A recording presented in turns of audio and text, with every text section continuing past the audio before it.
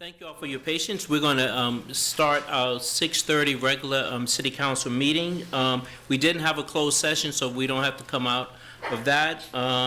We're going to start with a moment of silence.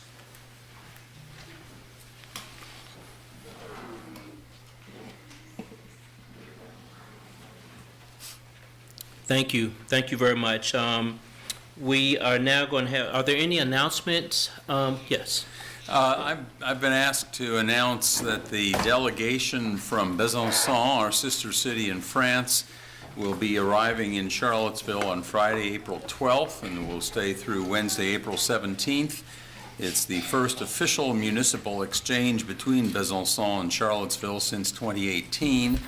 And as part of the delegation visit, the Sister Cities Commission in Charlottesville is hosting 3 events open to the public. And everyone is invited to attend. One is a concert Sunday afternoon from 4 to 6 p.m., April 14th. Les Amitiés Musicales. It'll be at Grisham Hall Auditorium in St. Anne's Belfield on Ivy Road. Then on Monday, April 15th from 12 to 2, Sister Revolutions podcast launch at Jefferson Hall, otherwise known as Hotel C on UVA grounds. And then on Tuesday, April 16th, from 6 to 7:30, at the Create Gallery at In Bio in the Silk Mills on Harris Street, a public event with the Besançon delegation to recognize the 20th anniversary of the signing of our joint proclamation of friendship. The festivities will include food, music, and a special presentation about Besançon prepared by the delegation. All are welcome. And I have one that we got literally a minute ago. Yes. But there will be a community celebration honoring the parents of the Charlottesville 12 at Carver Rec Center at 1 p.m. on Saturday, April 13th. The Charlottesville 12 are the first 12 African-American students to attend Charlottesville's previously segregated public schools. Integration was highly resisted, and it took a judicial order for the students to walk safely through the doors and begin their studies. There will be honors and tributes to the Charlottesville 12 parents and students, musical performances, and refreshments courtesy of the Ebony Club, sponsored by Wegmans and with Charlottesville Parks and Recreation as a partner as well. Again, that will be Saturday, April 13th at 1 p.m. at Carver Rec Center. Any other announcements? We have one proclamation. Is April 2nd through 8th, 2024 is Charlottesville Dark Sky Week. Whereas International Dark Sky Week is a worldwide celebration of the dark and natural night, and whereas the aesthetic beauty and wonder of a natural night sky is a shared heritage of all humankind, the experience of standing beneath a starry night sky inspires feelings of wonder and awe and encourages a growing interest in science and nature. And whereas 80% of the world's population, including many people in Charlottesville, lives under a dome of light pollution, which is excessive artificial lighting at night that disrupts natural darkness, and may never experience the visual wonder or ecological and health benefits of living under a dark sky. And whereas scientists link light pollution to global insect decline, the death of millions of migrating birds, increased carbon emissions, and disease, and whereas light pollution represents roughly 3 billion per year of wasted energy in the United States and contributes to diminished energy security. And whereas the Dark Skies Piedmont Group was formed in 2023 to an enthusiastic response from the city of Charlottesville and surrounding counties, raising awareness of light pollution and providing education, resources, and solutions to encourage the protection of and enjoyment of dark skies and responsible outdoor lighting. Now, therefore, the Charlottesville City Council proclaims the week of April 2nd through 8th, 2024 as Dark Sky Week, and we ask residents to observe and ponder upon this important week and to join in raising awareness and support for protecting our dark sky resources on this week and throughout the year. okay? Is Christine Putnam? Is she here? Oh.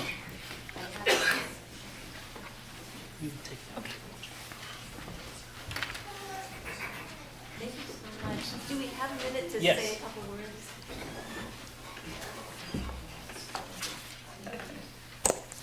Well, my name's Peggy Cornett, and I'm a resident of Charlottesville in the Belmont area. And on behalf of the Piedmont Dark Skies Group, the astronomers, naturalists, lighting specialists, and members of local environmental groups, we want to thank you for your support in addressing light pollution by declaring Charlottesville International Dark Sky Week, April 2nd through the 8th, 2024. As you just said, light pollution is causing nights to become almost 10% brighter every year. The disappearing darkness not only limits our view of the stars, but it also has serious implications for the health of all living things on the planet. For billions of years, all biological processes have evolved with the Earth's predictable rhythm of night and day. It is encoded in our DNA. Lighting up the night disrupts this predictable cycle. In addition, excessive outdoor lighting is disorienting and often fatal for migrating birds and nocturnal flying insects. International Dark Sky Week sits in the middle of the North American bird migration period. We hope that the City of Charlottesville will enforce its new lighting ordinance and take steps to further address light pollution, and that our fellow citizens will take the simple action of turning off all lights which do not serve a clear purpose. We invite everyone to step outside at night and look into the sky to connect with the larger universe.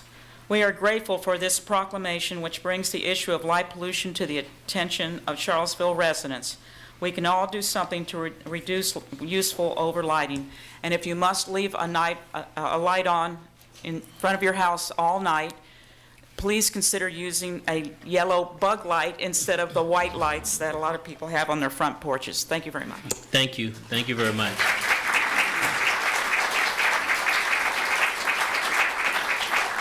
Okay, we're now at the point for community matters. There are 8 pre-registered speakers, leaving 8 slots for additional speakers on community matters. If the first one of the first 8 speakers is absent, then the person on the wait list will take that slot. Each speaker will have up to 3 minutes to speak. We'll open the floor. Please give your name and your residence, please. The first speaker I have is Andrew Shelton.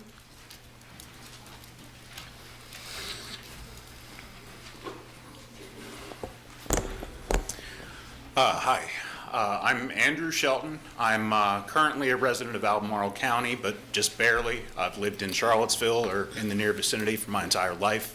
I spend a great deal of time in and around the city during my day, so I definitely feel like I have a part to play here. I'm here to speak against the potential installation of the flock cameras, and I believe that I have a somewhat different objection to this than much of what I've seen and read so far. I was following along with the chief's presentation earlier and appreciated that.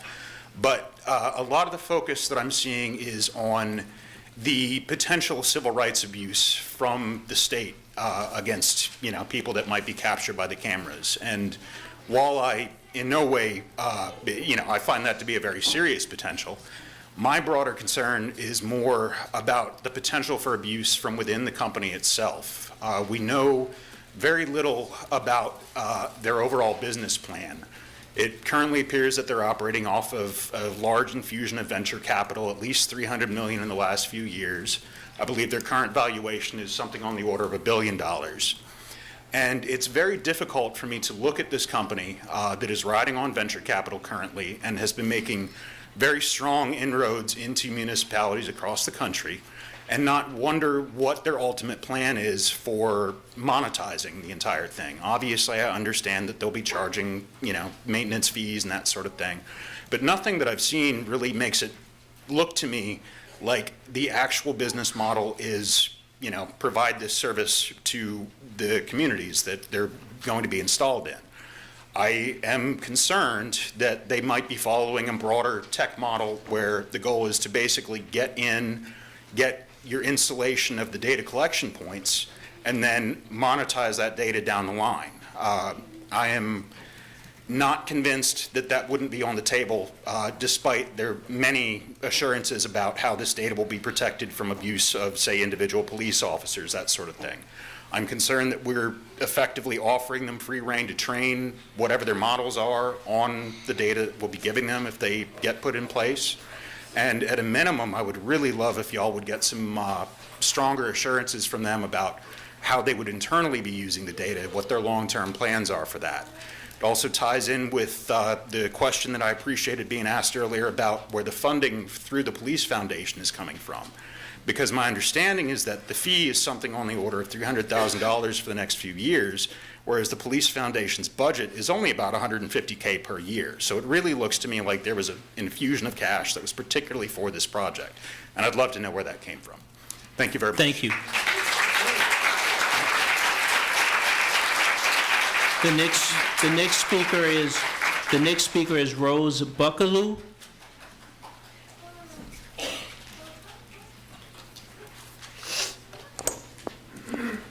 Hi, my name is Rose, and I live near Washington Park here in Charlottesville, and I've come tonight to speak on two issues, FLOC and the ceasefire resolution. So I'm a sociologist and a criminologist. I teach and research on issues of crime, criminalization, race, and racism.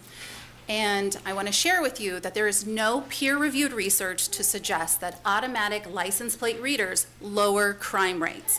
I've spent time researching this topic, and I have access to academic databases, research databases, and there is no peer-reviewed research suggesting ALPRs lower crime rates. Peer-reviewed research undergoes rigorous scrutiny from relevant experts before it can be published. Now, there is research that corporations like FLOC have paid for that overstate the effectiveness of ALPRs and other technologies. But that research is not peer-reviewed. It's the same as letting a kid grade their homework. You know, no matter what they do, they're going to give themselves an A+. What you do find in the research literature on ALPRs is a host of scholars warning us on the dangers of these technologies. City council members, you are concerned with crime and gun violence.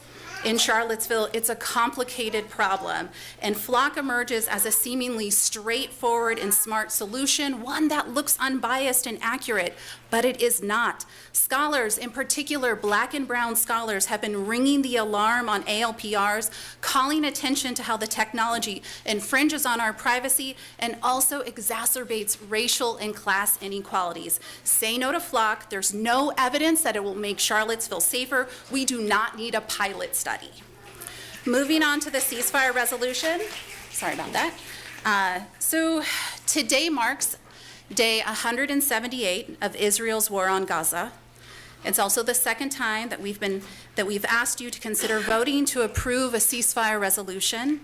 It's time that Charlottesville stands with the other 100 cities that have called for a ceasefire. Today, Israel withdrew its military from a 2-week-long raid on Al-Shifa hospital complex in Gaza. Multiple buildings have been burned down. Those that are left up are charred and black. Gaza's largest hospital was barely surviving, but now it is out of service. People are trying to salvage what they can. Doctors and nurses have been killed and arrested. Hundreds of bodies have been found inside and around the complex. All that is left is rubble and dead bodies. The hospital was known as the House of Healing. It was referred to as the beating heart of Gaza. It's day 178 of Israel's war on Gaza, and today is the day that Charlottesville City Council votes to approve a ceasefire resolution. What more devastation and human suffering do we need to witness before we are moved to make this act, this largely symbolic act? I ask that you stand with your constituents, your neighbors, your friends, and colleagues and approve the ceasefire resolution today. Thank you. The next speaker is Kristen Sakos. The next speaker is Kristen Sakos. Good evening.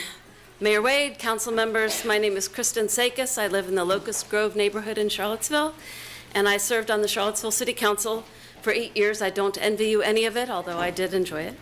I'm here to add my voice to those calling for the Charlottesville City Council to join the national movement to urge our federal government to demand immediate ceasefire in Gaza and the immediate and unconditional release of all hostages.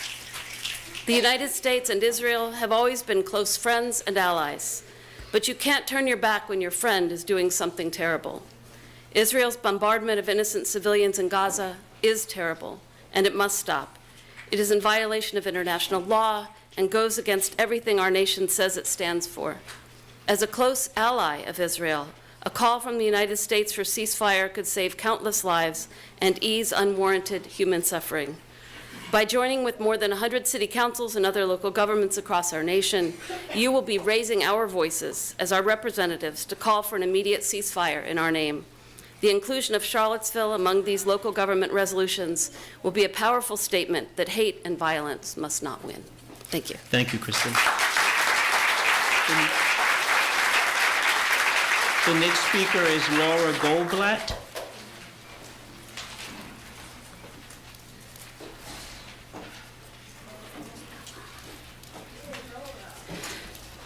Good evening. My name is Laura Goldblatt, and I'm a Jewish resident who lives on Druid Avenue in Belmont. I grew up in New Jersey attending a synagogue that Albert Einstein helped to found after refusing to work on the Manhattan Project due to his opposition to creating weapons of mass destruction. I think there's much to learn from Einstein's example, a refugee from Germany living in the United States explicitly on the condition that he comply with the U.S. government's demands, defying those demands because they contravened his most foundational principles. In hearing and telling this story, we learn an old and perpetual truth, that imperiling a group of people, even under the most extreme of conditions, never leads to any real or lasting safety. I am here today to urge you to find the courage to join with over 100 municipalities across the U.S. to demand an end to Israel's genocidal war on Palestine, to find the courage and clarity to use your voice to say that genocide and apartheid will never make any group of people safe. And I want to say that to the Jewish members of my community. We will never be safe with genocide and apartheid. I imagine that at least some of you agree with an end to the war and that your reluctance to pass a resolution is really about a feeling that calling for a ceasefire is beyond local government's purview. I disagree for several reasons. In targeting an entire population in its war, the Israeli army and government is committing war crimes, and in funding those war crimes, the United States government is a willing accomplice to them. Who holds the United States accountable for such crimes except for its populace, working through representative bodies such as City Council? Further, the majority of likely voters across the political spectrum favor a ceasefire, according to recent polling. Despite this popular dissent, the federal government continues to allocate more funding to Israel's genocidal war, over $13 billion just last week. In passing a ceasefire resolution, you will demonstrate that local governments have an important role to play in our democratic process by magnifying that populist demand and bringing our voices closer to federal policymakers. Indeed, we are seeing the power of grassroots solidarity with Palestine right now. But I am also here because Israel's war on Gaza and Palestine endangers our city. Charlottesville faces several overlapping public safety, racial, and environmental crises. I know this not least as a commissioner for the Charlottesville Redevelopment and Housing Authority, where I have served for 5 years. And we know the solution to these crises: deeply affordable housing, especially for people making 0 to 30% AMI, excellent and well-funded healthcare, dynamic and well-resourced school, clean air and water, and collective solutions to climate change that privilege those already facing its worst effects. Instead of funding these solutions, including the Section 202 funding for the elderly, the Healthy Homes Initiatives, and Section 811 housing for persons with disabilities that was cut in HUD's budget last week that we rely on, we fund a genocidal war that imperils our Palestinian, Arab, Muslim, Middle Eastern, and Jewish communities, among others. And rather than funding crime prevention, we consider a tool of surveillance capitalism, FLOC, that will only drive more racial and economic inequality in our city. I'm asking you to vote no to war, and in doing so, I ask you to say yes to your citizens. Say yes to the hard work of racial justice, truth and reconciliation, and environmental and community healing. Thank you. Thank you, Laura. The next speaker is David Swanson. David Swanson.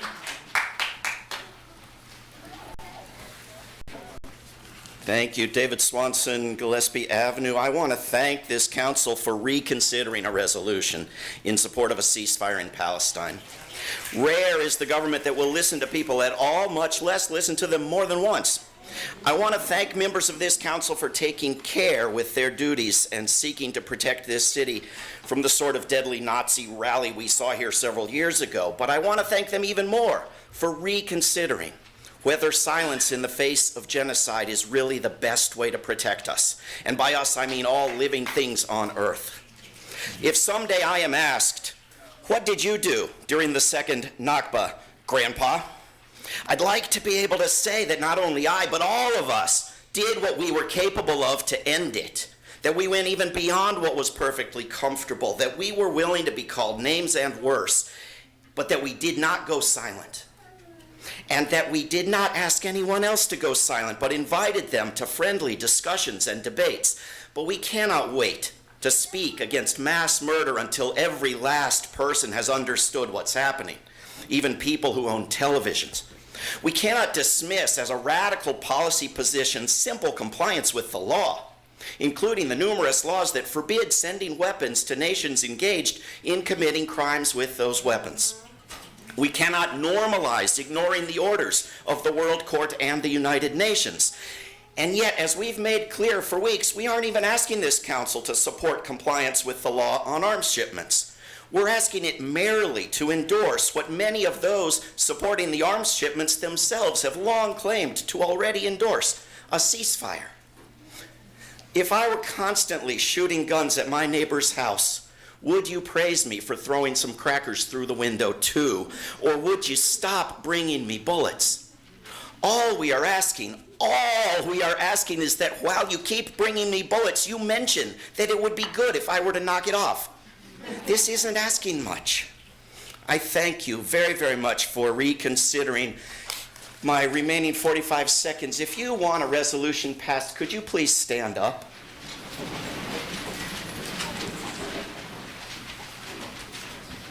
Thank you. Thank you, Mr. Swanson. Next speaker is Don Gathers. Don Gathers.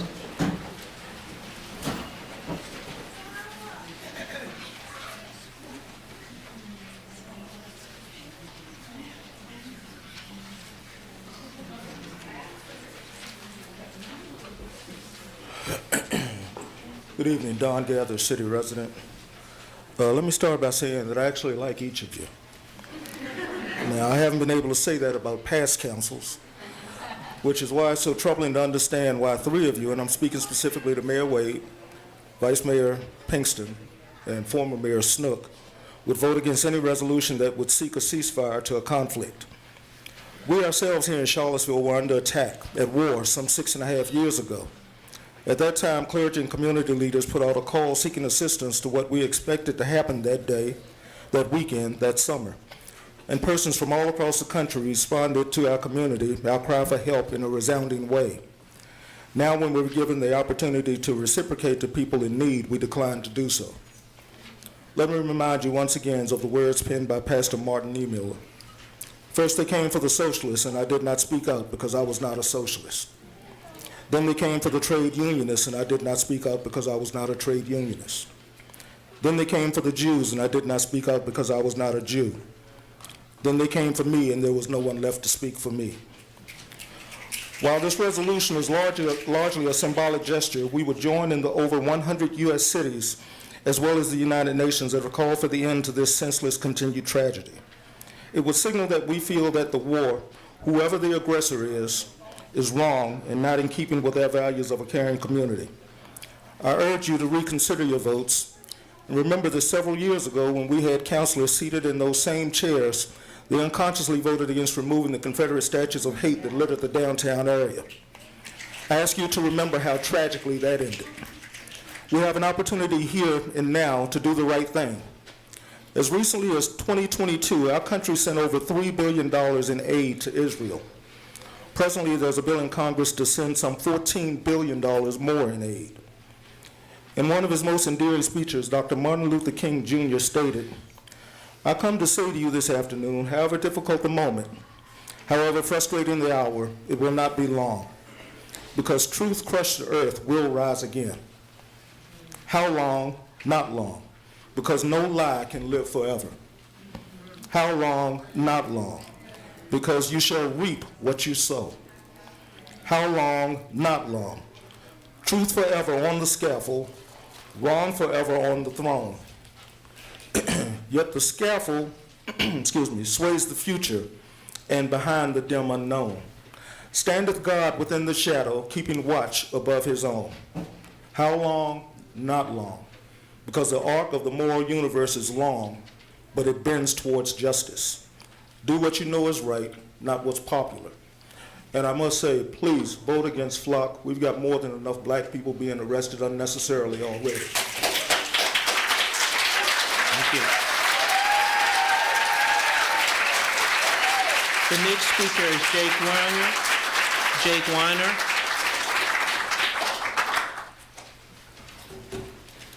Hi, councilors. Jake Weiner. I live by Jackson Via, and I'm here in support of a ceasefire. But you've heard from me. Honestly, you've heard from most of the people in this room already.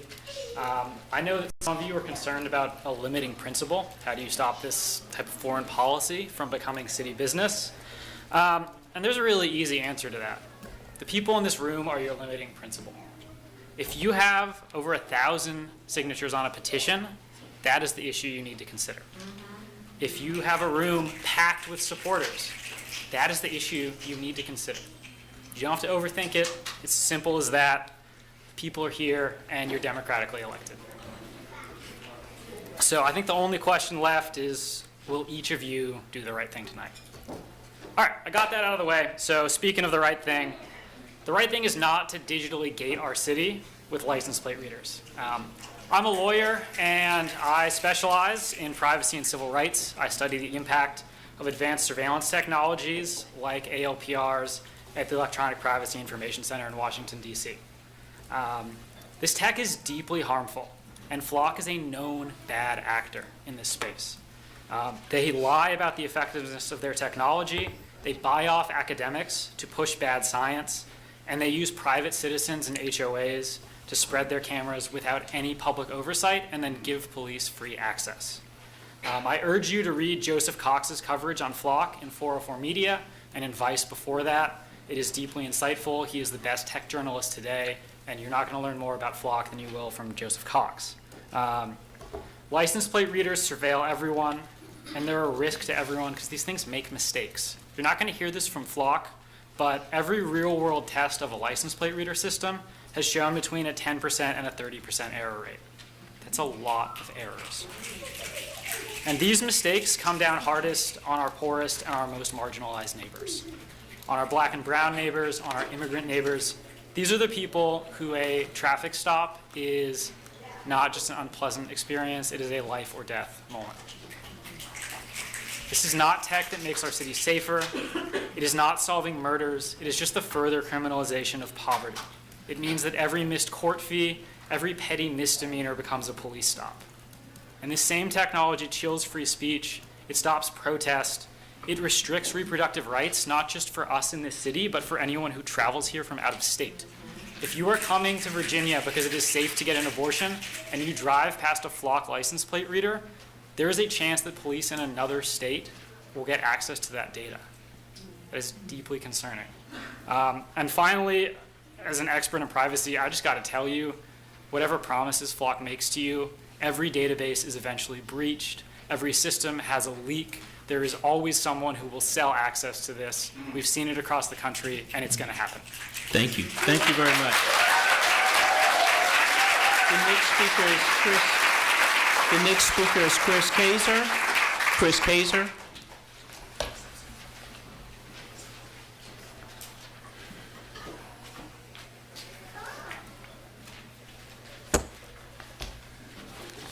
Hi, my name is Chris Kaiser. I am the policy director for the ACLU of Virginia, and I also live in Belmont. I'm here today joined by colleagues from the Legal Aid Justice Center as well as Justice Forward Virginia to voice some concerns about the proposed pilot with Flock safety. Earlier today, you received a letter from our organizations detailing our questions and concerns, which I've also just provided in hard copy. To be clear, just up top, we don't dispute that there might be some positive use cases for this technology in our community, although I will note there are some serious questions about Flock's crime prevention statistics that are worth closer scrutiny. But our concern today really revolves around the lack of clarity about what laws, regulations, or even contract provisions would regulate this technology and how. I was happy to learn tonight that there is a CPD policy in draft, although I don't think anybody's really seen that, and the devil is in the details like anything else. So, some of the ideas we heard earlier today sound fine, but at the same time, some of those are really just functions about limitations on the technology itself. Or Chris, I'm sorry, can you hold for 1 second? There's some seats available. If everyone can kind of squeeze in, so the individuals that are in the back standing up, they can have a place to stand. We don't want to overfill this place, so please Move over so people can sit down. I'm sorry, Mr. Kaiser. So, oh yeah, okay. We forgot to do the timer. Take the extra time. That's all right. That's all right. Yeah. No, that's fine. Good. We can squeeze in. I think we got some more seats. We got 2 here. Please find a seat. We got some over here in the back that's standing up. Please. So we can continue on. Please find a seat, please.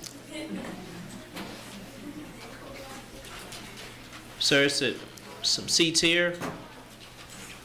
There's one here, there's one in the back. Thank you. Thank you,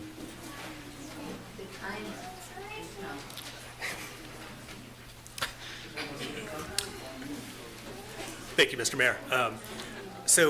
As I was saying, I think that we heard some decent ideas in the proposed CPD policy earlier. Happy to hear there is something in draft, but we really haven't seen that in writing, and so it's really hard to evaluate how much protection that's going to provide. I will say that some of the ideas we heard about limiting the scope of the technology really just come down to the capability of the technology itself, or just decisions that the private vendor has made about what they want the technology to do. And both of those things can change very easily in the very near future as we go forward. One reason that the devil is in the details so strongly with this particular issue is that under Virginia code, under the municipal code, there's absolutely no regulation whatsoever about how to use or not use this technology. And so it all comes down to what decisions are made in this body. As you review the draft policy and any other regulations, there are a lot of really detailed questions that we would like you to consider, including the following. Can officers download ALPR data for any type of offense at all, or only some? We heard some comments about legitimate law enforcement uses only, but that is not defined in code anywhere. So what does that mean exactly? What policies govern individual officers' retention of data? Should they access and download it, contrasted with Flock's proposed 7-day retention period? Notwithstanding the fact that this is meant only to be shared with Virginia law enforcement agencies, what about other agencies, federal immigration agencies, for example, that are located within Virginia? Is that spoken to at all? In addition, will ALPR data be preserved in the event that it's at issue in a criminal proceeding or an appeal? If so, what would trigger that preservation and for how long? And finally, does the city have sufficient in-house technical expertise and resources to really perform a robust independent audit? These are not comprehensive questions, but I want to illustrate just how detailed and complex this issue gets. We've outlined a bunch of other questions in the letter that we provided to you.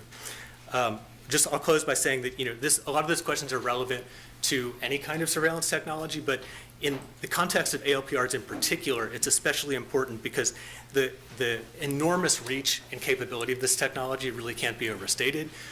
We know that it's only meant to track vehicles and license plate numbers right now, but you heard earlier that it's already capable of tracking other characteristics of vehicles. In the very near future, updates could be uploaded to those devices to try to track other characteristics. Anomaly detection driven by AI. Things that are right around the corner. We would want to have guardrails in place on the front end, not on the back end. So at minimum, it's just our position that before moving forward with any kind of surveillance technology rollout, really take a close look at all these questions and don't give CPD a blank check just to use this technology writ large. Thank you. Thank you very much. So that was the end of those pre-registered to speak. We now have slots for 8 speakers to speak. And again, the same guidelines, 3 minutes, give your name and your residence. Sir?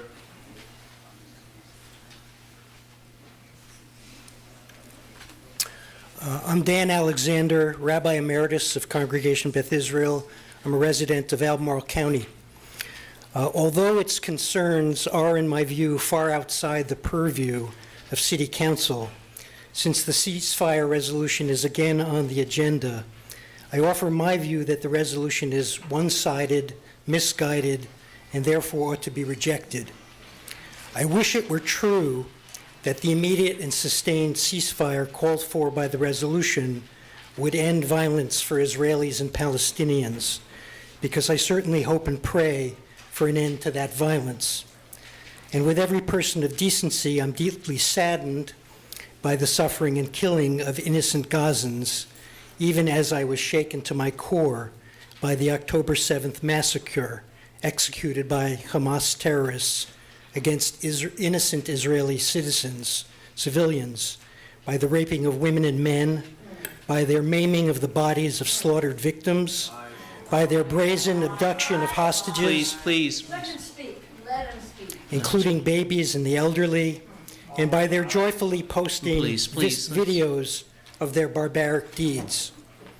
Whereas I support the Biden administration's increased pressure on Israel to prioritize the humanitarian crisis facing Gazan non-combatants, I also take Hamas leaders at their word when they repeatedly promise to persist in carrying out the genocidal aims encoded in their founding charter, the aim of destroying Israel and murdering Jews.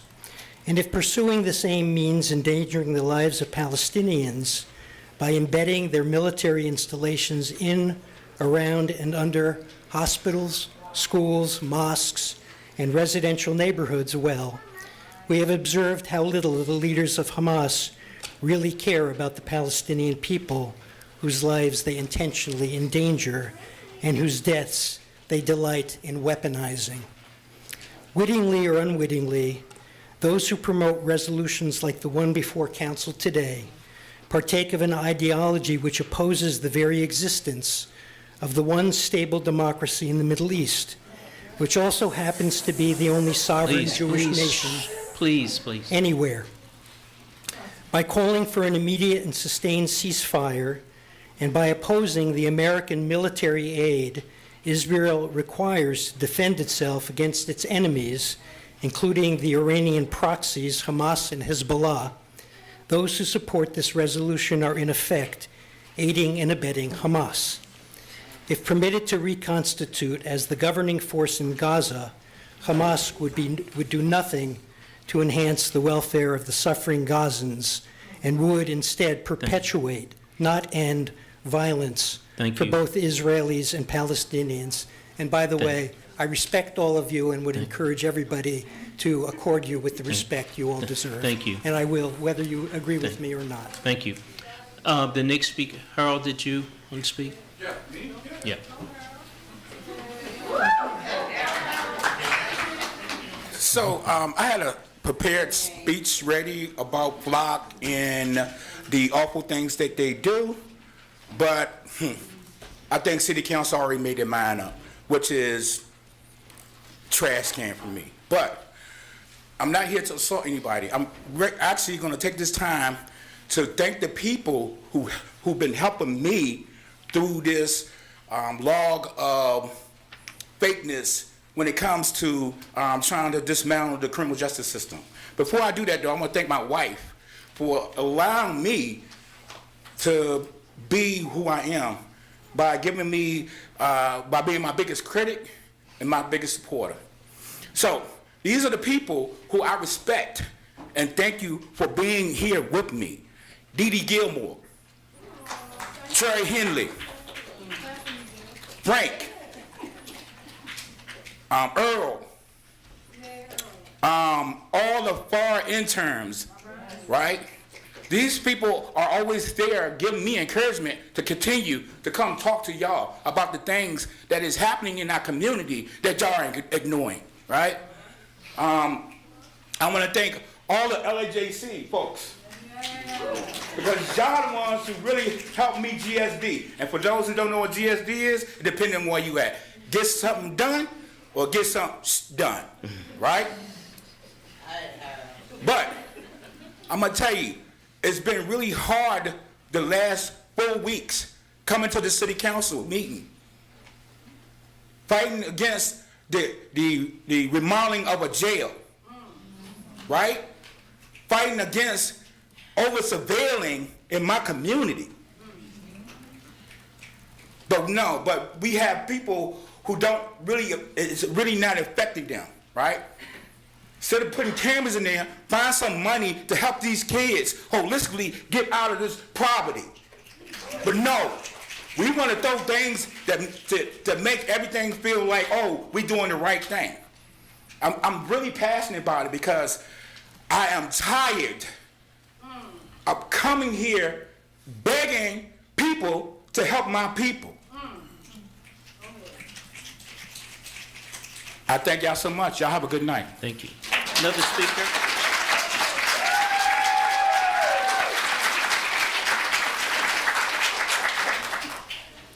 Good evening. My name is Beth McKinney, and I'm here to speak about the ceasefire resolution, which has once again been brought to this council.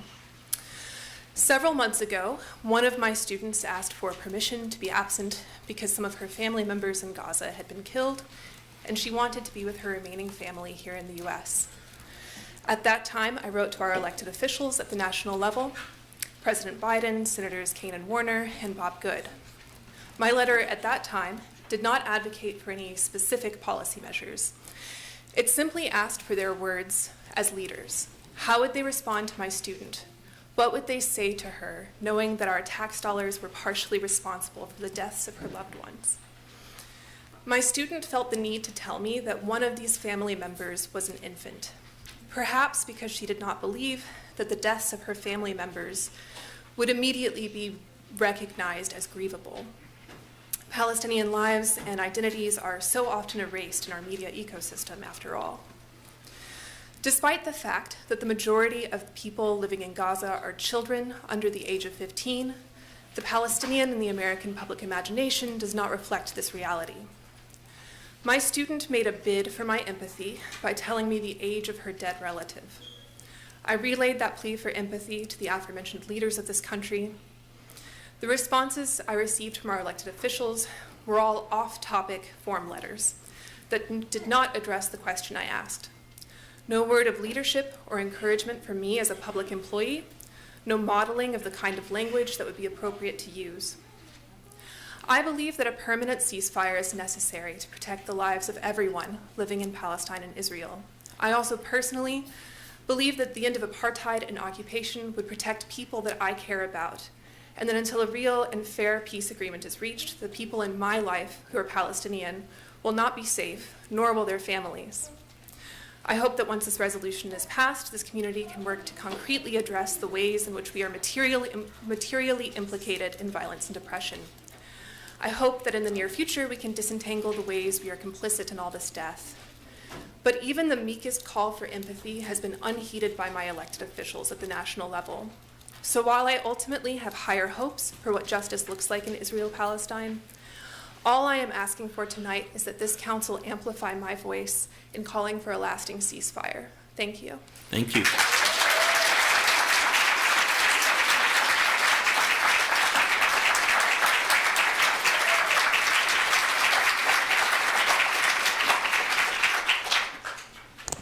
Hello, my name is Jessica. I live near downtown Charlottesville.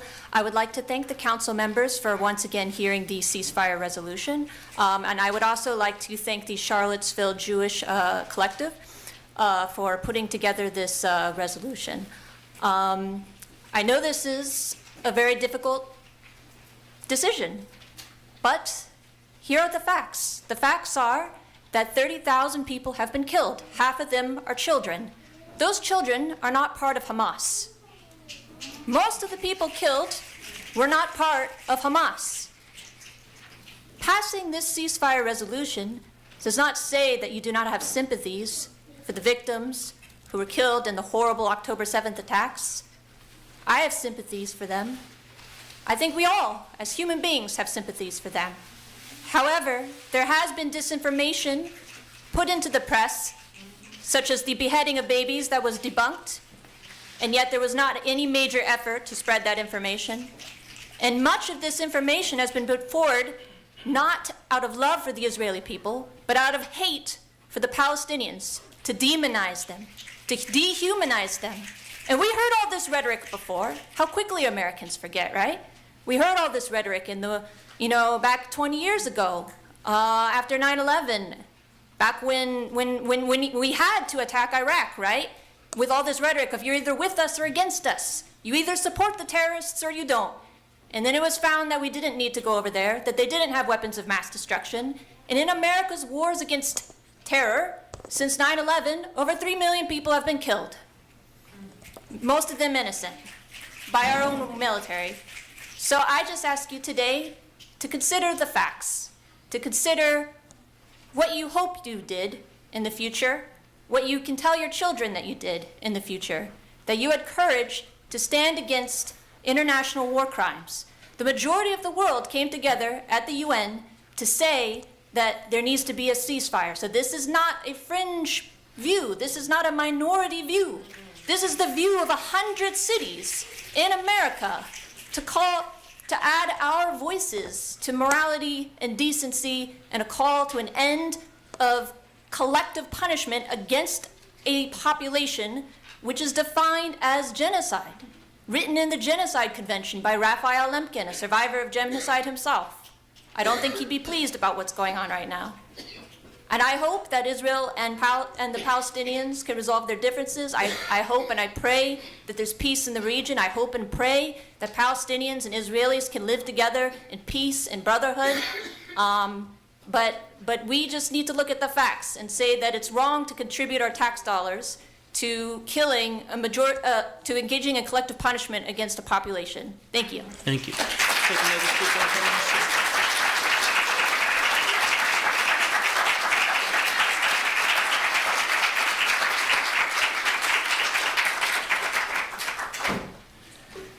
Hi, my name is Jonathan Katz. This is a very hard issue, and I commend the council for, as has been said, listening to this not once but twice, for putting it on the agenda again, and for reconsidering what I believe was a mistaken vote 2 weeks ago. I'm going to speak a little bit of Hebrew with the permission of the crowd here.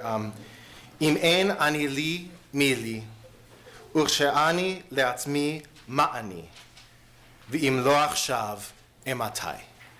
If I am not for myself, then who will be for me?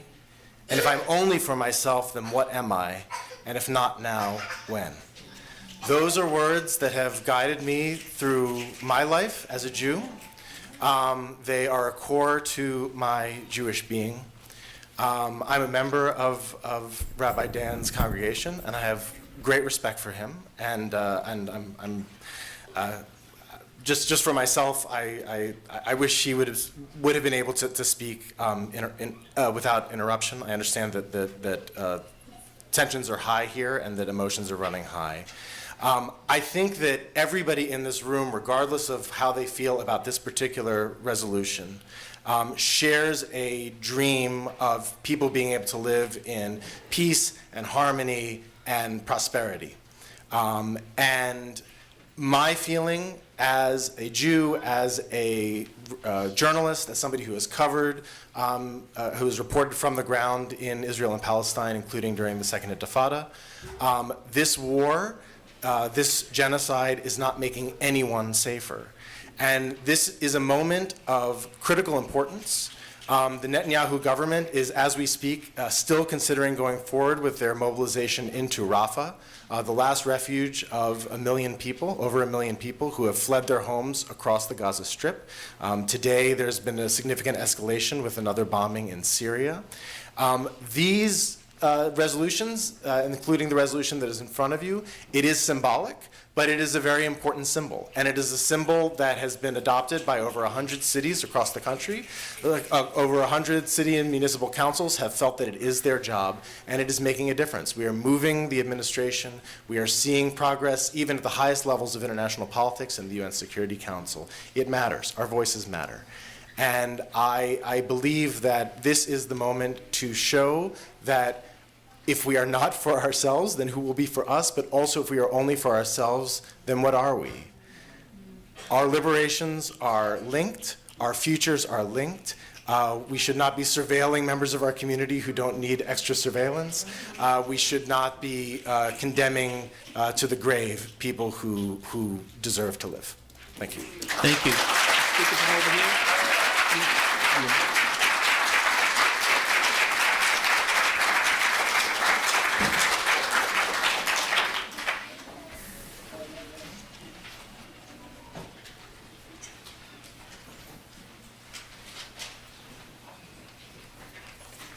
Thank you.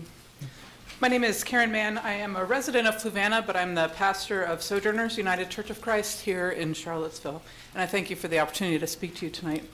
Our church council at Sojourners is one of the faith-based organizations that supported this petition for a ceasefire resolution.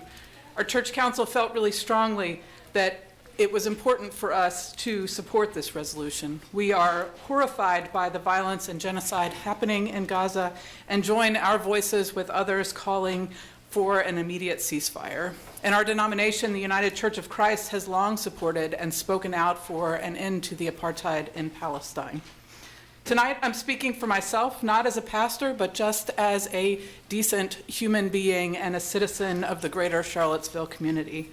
I cannot look away from or be silent in the face of the genocide happening in Palestine. This past week was a convergence of holy days for Jews, Muslims, and Christians, but even as we celebrated our holy days, we were confronted with the pain of war and conflict all over our world, but especially in Palestine.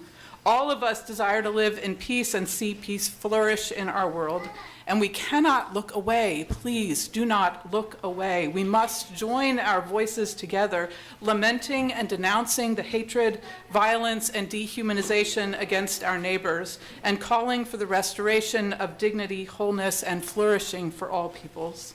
The violence, mass displacement, and starvation inflicted in Palestine today is a matter of moral urgency. A ceasefire is an essential yet minimal requirement for peace. An immediate and permanent ceasefire must be accompanied by unfettered and urgent delivery of humanitarian aid and medical supplies and protection of the population, particularly of the tens of thousands of children that are in harm's way. Counselors, I urge you to join Charlottesville's voice with those of millions around the world calling for a permanent ceasefire. No matter how big or small our voice, it is imperative that we speak clearly against injustice whenever we witness it, especially when our government is complicit in enabling and empowering the perpetuation of this violence. Charlottesville knows all too well what happens when people look away from injustice. Do not look away. Let us speak clearly and boldly tonight. Ceasefire now. Ms. Walker? No.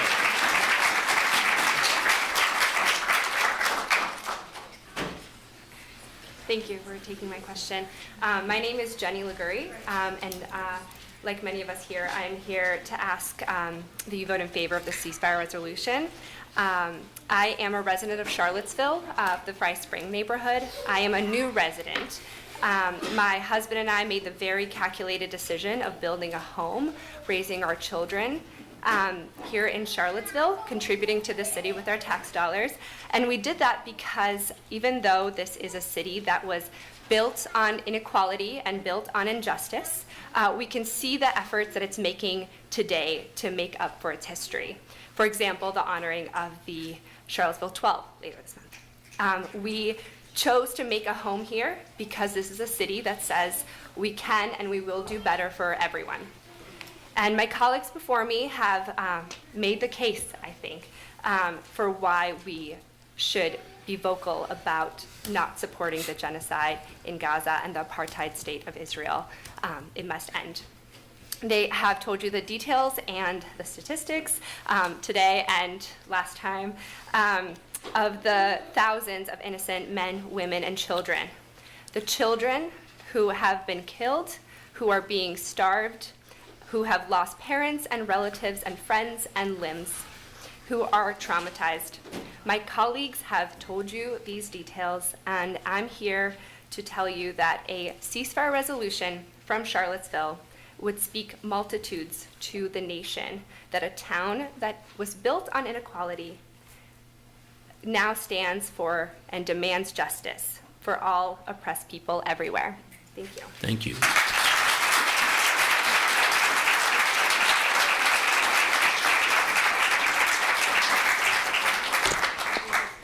Good evening. Good evening. I'm Nakia Walker, Charlottesville, Virginia.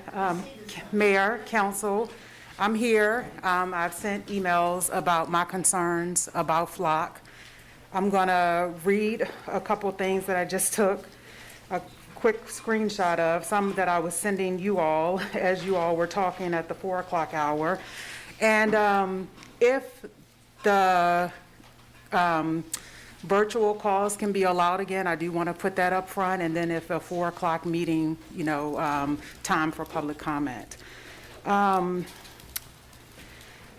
Flock was founded in 2017. By 2024, Flock fixed cameras have been installed in over 4,000 cities, 42 states across the U.S. Flock has raised $380 million in venture funding with a $3.5 billion valuation in 2022. All of you all fully understand what following the money means. So I have a lot of comments about my concerns about Flock. I've watched a lot of interviews with Garrett, the founder. I have very just extreme concern. Back to this community, I want to start with a comment about Clinton in 2016. In 2016, Clinton got hammered when she was running for president because of comments she made in 1996 about super predators. Her comment at the time was they are often the kind of kids that are called super predators. Clinton said in 1996, at the height of anxiety during her husband's administration about the high rates of crime and violence, no conscience, no empathy, and we can talk about why they end up the way they do, but first we must bring them to a heel. And that is the position you all are taking in this community with Flock, with Project Safe Neighborhoods, with anti-gang. You are bringing to a heel, and primarily Black kids have been affected by this criminal justice system in this community. In 2016, Clinton then says, my life work has been about lifting up children and young people who have been let down by the system and by society, kids who never got the chance they deserved. Clinton continued in that statement, and unfortunately today there are way too many of those kids, especially in the African American community. We haven't done right by them. We need to end the school to prison pipeline and replace it to cradle to college pipeline. You all are in a position where you all are going to be apologizing in decades to come, or someone on your behalf, because of decisions like this.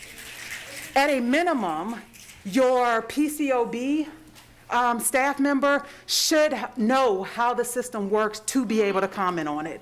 At a minimum, you all need to make the initial investment to make sure that what your chief is saying is actually something that can happen. People are being abused by surveillance systems, and the community that has been abused the most are Black people in this community. Thank you.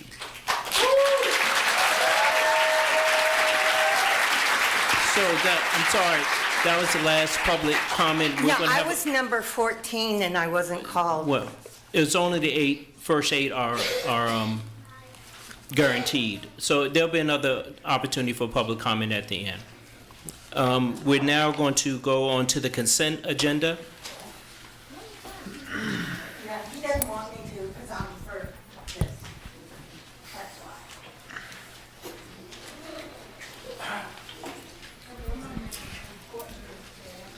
Consent agenda number 3, minutes. January 22nd, regular meeting. January 26th, council retreat. February 1st, special meeting and budget work session. February 7th, joint council and school board budget work session. March 14th, budget work session. March 21st, budget forum and public hearing. And March 26th, decarbonization work session. There was a scrivener's error on the initial packet that went out, but I've corrected that. Number 4, resolution to appropriate USDA Forest Service Urban and Community Forestry Inflation Reduction Grant for Charlottesville Urban Forest Management Planning, $150,000, second reading. 3, resolution appropriating funding in the amount of $21,458 to be received from the Library of Virginia Circuit Court Records Preservation Grant Review Board, second reading. 6, ordinance amending the Charlottesville Code of Ordinances, Section 2-98B, to increase the appropriation amount requiring 2 readings from $1,001 to $5,000. second reading. 7, resolution, an award of FY24 Charlottesville Affordable Housing Fund, or CAF, and FY25 Housing Operations and Program Support, HOPS. So those are 2 separate resolutions, and both are second reading. 8, ordinance amending City Code Article 2, Section 2-38, regarding the organizational meeting, and Section 2-39, elections, terms, and general powers and duties of the mayor. This is all a title. Vice mayor and mayor pro tempore. Mayor's veto, second reading. 9, resolution appropriating funding for the Rugby Avenue Bicycle and Pedestrian Trail Project, $130,059.50, one of 2 readings. 10, resolution appropriating funding from the Bama Works grant to Community Action Foster Families, Community Attention Foster Families, $5,000, one of 2 readings. 11, resolution appropriating funding from the Batten Foundation to the Department of Human Services, $40,000, one of 2 readings. 12, resolution for approval of memorandum of understanding between Bennett's Village and the City of Charlottesville. 13, a resolution for approval of a lease agreement between Bennett's Village and the City of Charlottesville. Okay. Thank you. We'll now have public comments on those 13 items, just on those 13 items read in the consent agenda. Would anyone like to speak on one of those items? Any comment from councilors? If not, can I get a motion to approve in a second? I move for approval of the consent agenda. Second. Okay, please vote.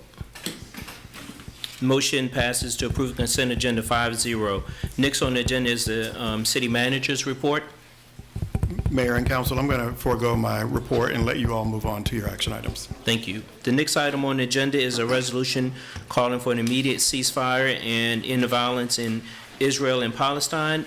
Councilor Vice Mayor Pinkston will present.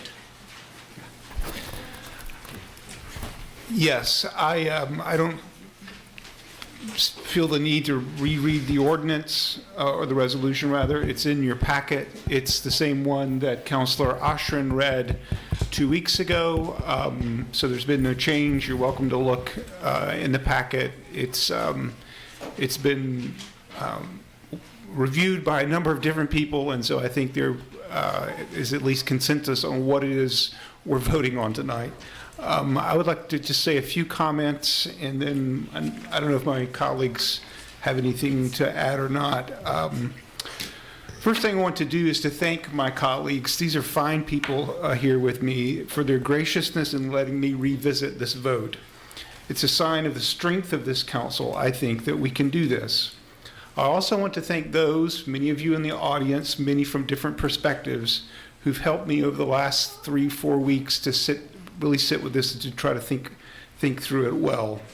I think this should go without saying, but I believe it's important to change your mind and to revisit a decision if, upon new information or upon further reflection, you've come to believe you made a mistake. I largely agree with Councilor Snook in his comments a few weeks ago about institutional modesty. I think that that's an important principle. I do believe that by and large we should stick with our knitting, as they say in city government. And I will also say that as an elected official, it's not uncomplicated to take a vote like this when many of your constituents do see this conflict as complex. That said, I've become convinced that there are times and places in which I, as an elected official, should lend the support of my conscience to a public action like this resolution. This seems to me one of those moments. I've also come to believe that the fact that there are complexities, that should not prevent us from seeing what's not at all complex. The impact of this conflict on innocent people is morally outrageous. Now, I don't know if this conflict is the issue of our times, but it is certainly an important one. And we do have skin in the game, in as much as A, this city is a home for refugees of all creeds and nationalities, and B, national defense plays a large role in our local economy. Our tax dollars are implicated in this conflict. Now, as to the resolution itself, the content of it and the content of the resolution is not identical with what other people have said today necessarily. The content of the resolution is in the packet, and I support the content of that resolution. I've become convinced that its authors, some of whom I've met, intentionally sought to strike a neutral and balanced tone. Others may disagree. It's a shame that a word like ceasefire has itself become controversial. But I think that we can all agree that the cessation of hostilities is good and worth seeking. Almost done. I realize that there are also concerns about unintended consequences, especially in a place like Charlottesville. I can only say that I've thought about that, and I still believe that this is the right and courageous thing to do. The final thing I'll say is this: hate has no home in Charlottesville. Antis of any sort and phobias of any sort are not part of our DNA. We are pro-inclusion, pro-kindness, pro-empathy. I hope that we can remember that and turn the page tonight. Thank you, Brian.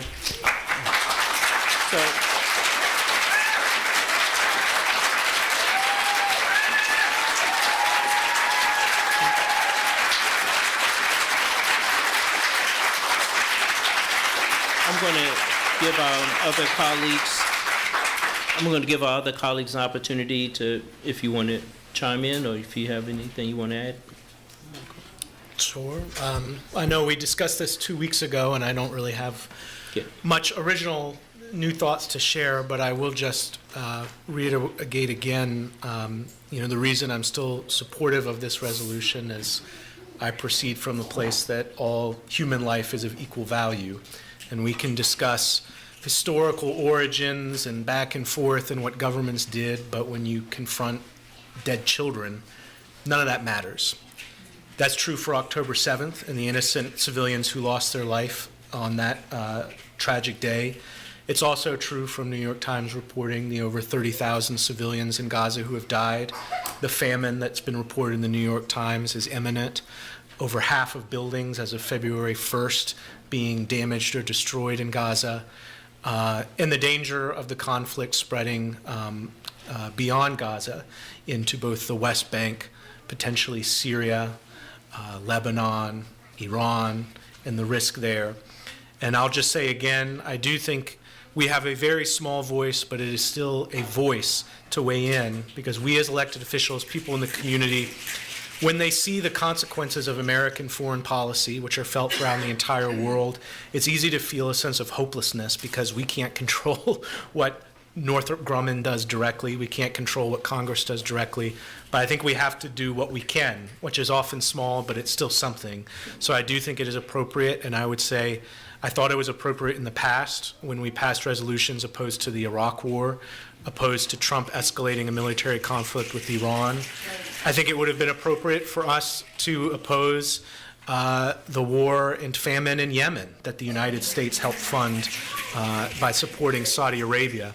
So in my mind, this is not isolated to just any one actor. I think this is part of the role of local government. So I appreciate that we've been able to have this discussion again. I still plan to vote in support of it. Thank you. Thank you, sir.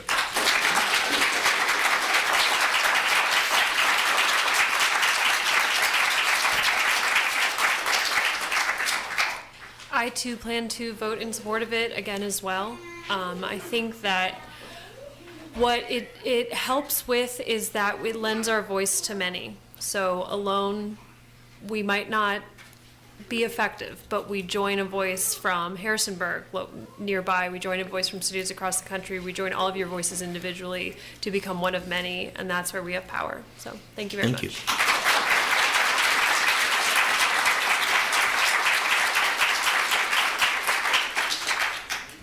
you. Let me say that I continue to believe that it is unwise for City Council to take positions on international issues, particularly issues like this that have proven to be intractable for decades, if not millennia.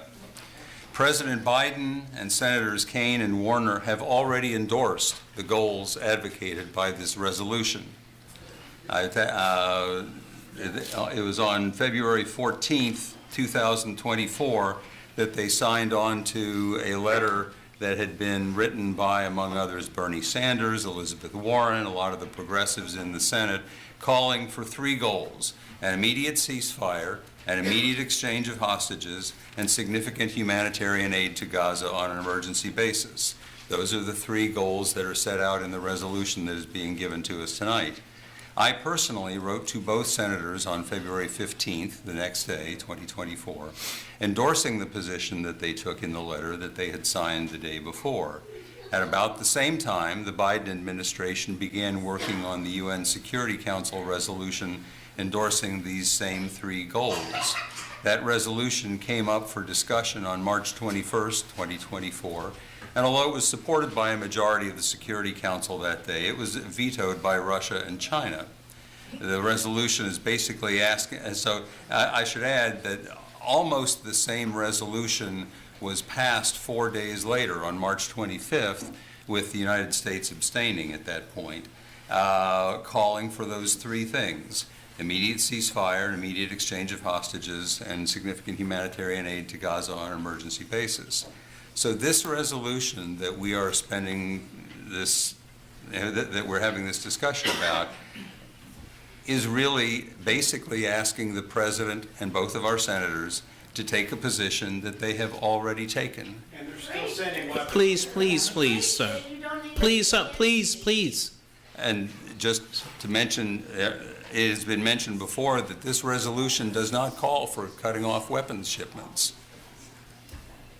Maybe it should, but it doesn't.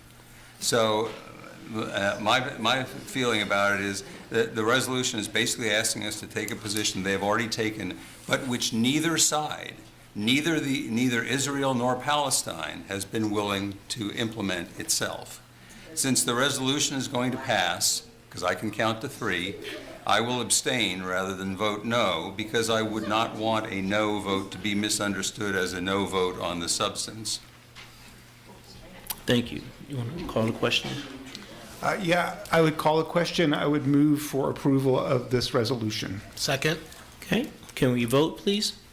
I'm abstaining. Okay. The motion passes. Thank you.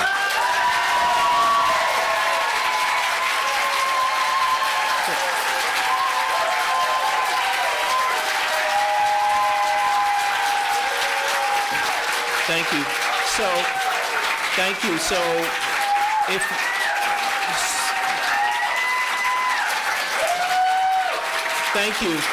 you. So you all are certainly welcome to stay for the rest of the agenda. If not, I'll just give you a few minutes now to exit. You're welcome to stay, though. We have some other public hearings.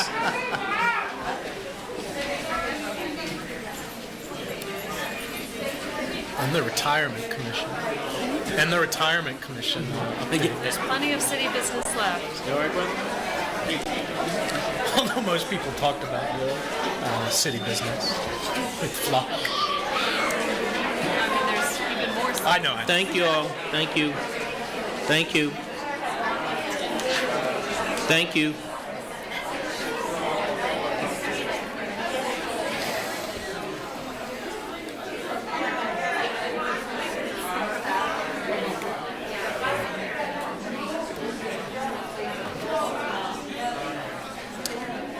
Thank you all. Please, thank you. Please exit so we can continue with the meeting. Thank you. Thank you.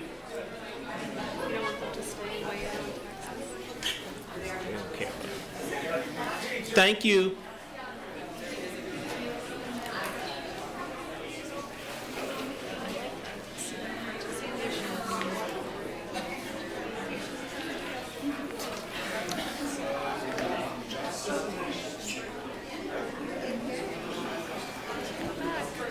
Thank you. It's nice having a full room. The next agenda item is a public hearing on the FY 2025 budget ordinance and annual appropriation and tax rate and tax levy ordinance is the first of two readings. Chrissy? Okay.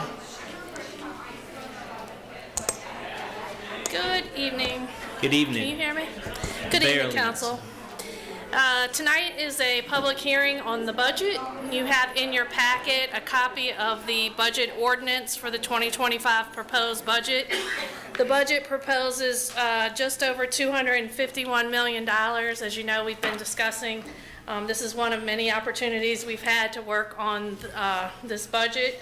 The budget includes 3 tax increases. That's a % on meals, a % on lodging, and 2 cents on the real estate tax. The line items of the budget are detailed within the ordinance. And with that, if you have any questions, I'll be happy to answer them, or we can go to the public hearing. Any questions or clarification? Can you turn off that light? Thank you.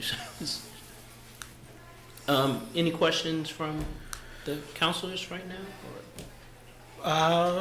I guess one question. So I'm not saying we will or won't do this, but a conversation topic that has come up is the personal property tax rate. What, if any, deadlines exist for that?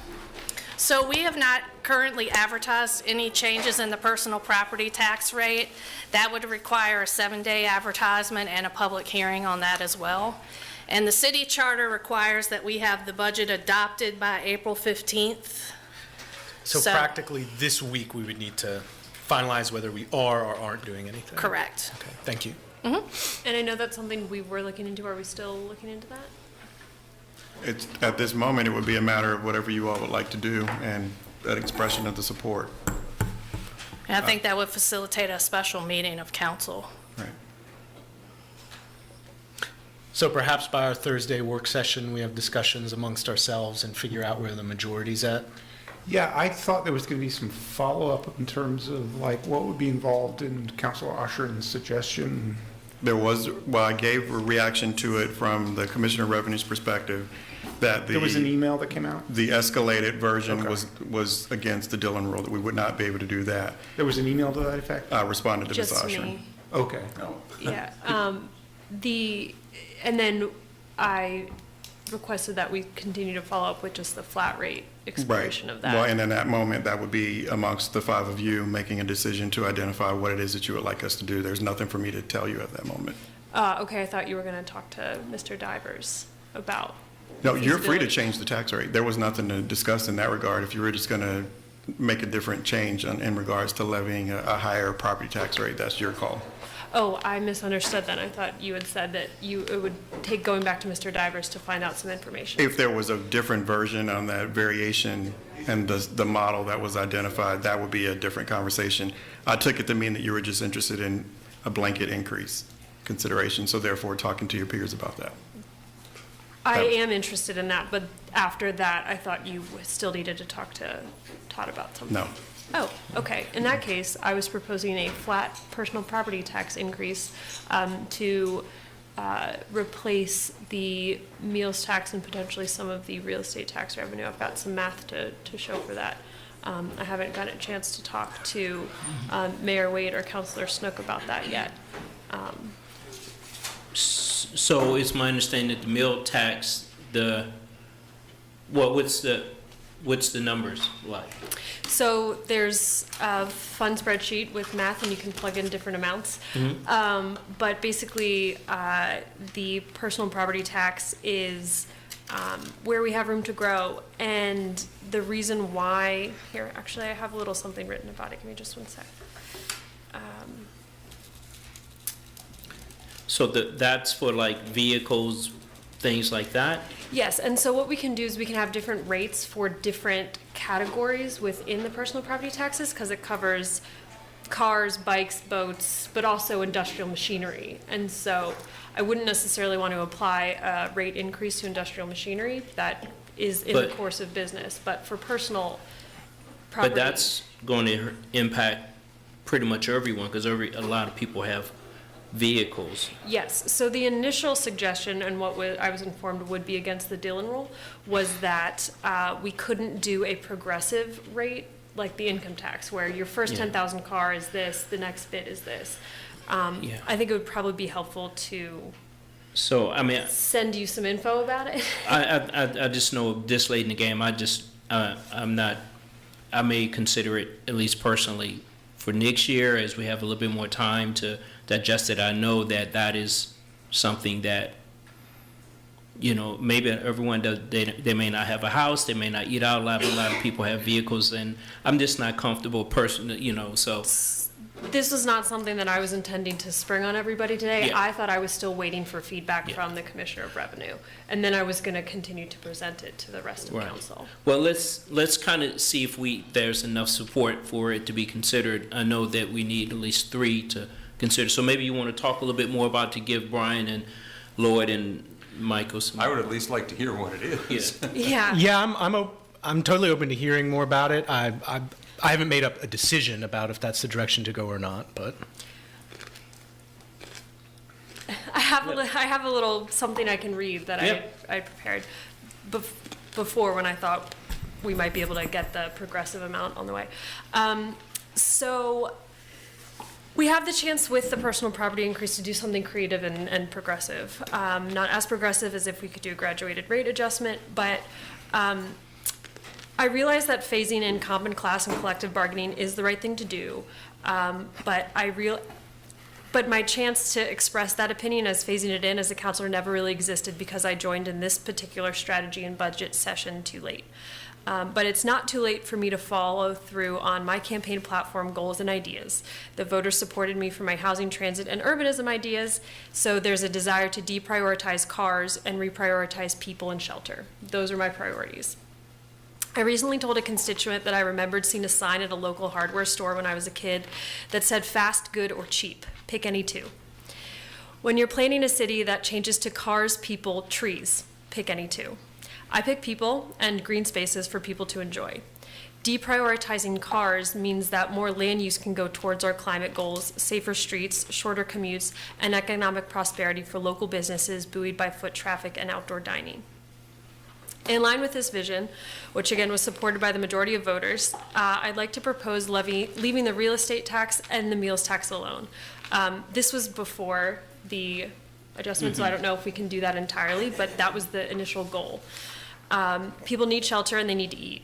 So instead, we should increase the personal property tax so we can fully fund our budget and make strides in our climate and transit goals. As you all are aware, there's 9 strategic outcome areas that were selected last year to prioritize. Taxing personal property instead of homes and meals makes clear direct progress not just in climate and transportation, but in 6 of those 9. Climate action, economic prosperity, housing, public safety, recreation, and transportation. Lower personal property taxes are a hidden subsidy for cars, and we need to stop doing that. We subsidize cars with free parking and incredibly inexpensive permit parking fees. It costs 7 cents a day to rent the space for a permit parking spot, a gross undervaluing of city land. That counts all 365 days, I'm not sure. It changes slightly if you discount the weekends. In a city like ours, in a country like ours that has been redesigned and renewed to make space for cars instead of people, in that environment where public transit isn't adequate yet, I'm sorry. In that environment where public transit isn't adequate yet, where sidewalks and protected bike lanes are missing, folks are basically required to own a car for getting around, which is an equity concern in addition to a land use disaster. I am, working on changing that. It costs money to own and operate a vehicle, so it's already a tax of sorts. So that's where I was hoping we could do the progressive property tax. Unfortunately, we can't. It would be a flat increase. But there's already some adjustments available in that. For example, disabled vets are already exempt from personal property taxes. We can leave the industrial machine category alone. Bicycles, e-bikes would already be exempt. The city's priorities are not found in its mission statement, but in its budget. Changing the personal property tax accomplishes the goal of proving that our priorities are climate and transit focused, as well as addressing equity concerns of our residents in need. We already collect more real estate taxes per capita than most comparable cities in Virginia, and adding 1% to the meals tax is considered regressive. Adjusting the personal property tax means we can close our budget gap, leave those other taxes where they are or increase them less, and make progress on our strategic initiatives. We can show that we're serious about making our city safer, more livable, and more affordable. So my proposal was, if we need to raise property tax category, if we need to raise with a flat rate $5.2 million, which would be the gap to fund the schools at $7 million and make up the remainder not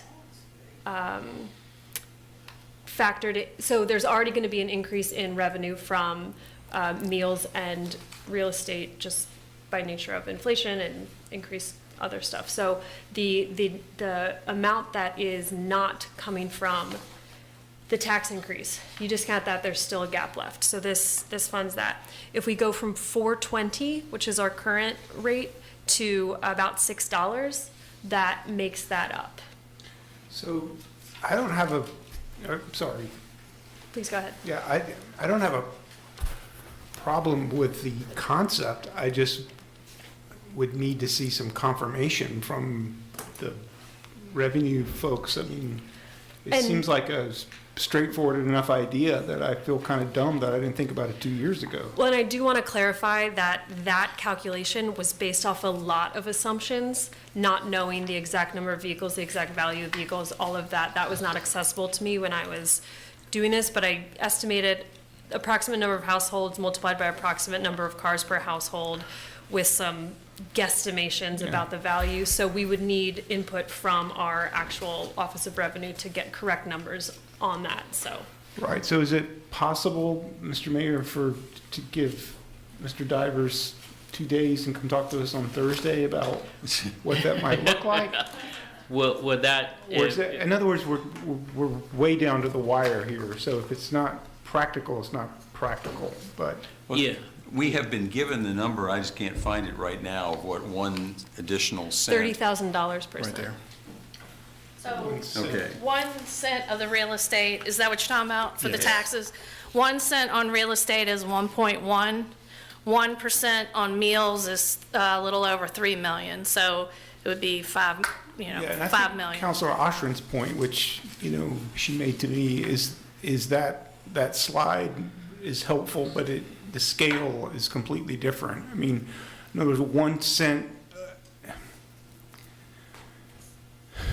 to compare it to a meals tax where you're going to get $1 million from like an incremental change, or 3 million, I guess, or the real estate tax where you get $1 million from a sort of standard incremental change versus a penny on the property tax. I guess it'd be helpful to know sort of, I could figure it out here, but what would it take to get something equivalent to half a percent meals tax equivalent with property tax?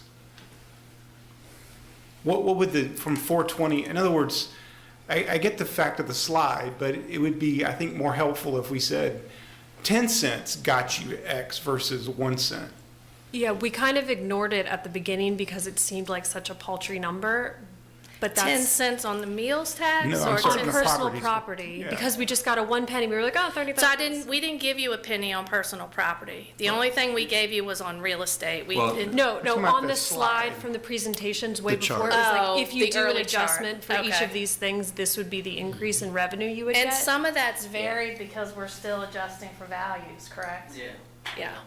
So, I think, answer your question, if we were to cut the meals tax, the meals tax rate instead of going up 1%, goes up 0.5%, that's a difference of $1.5 million. That works out to about 50 cents on the property tax rate. So 420 would go to 470. Which I think would be pretty close to the highest in the state. There's several localities that are at 5.5, at 6. We are at kind of definitely the top of collecting per capita for real estate tax, but we're not at the top for personal property. I confess I And did if it not look at helps, it at all. if it helps, I know one of the concerns is People register their cars in the county. The county is also considering raising their personal property tax rates, not to where we are, but So they're just not a leaving note alone on as that, well. though, I believe the county dropped their personal property That's tax correct. rate when the assessments went up. Correct, and they're raising it Yeah. back.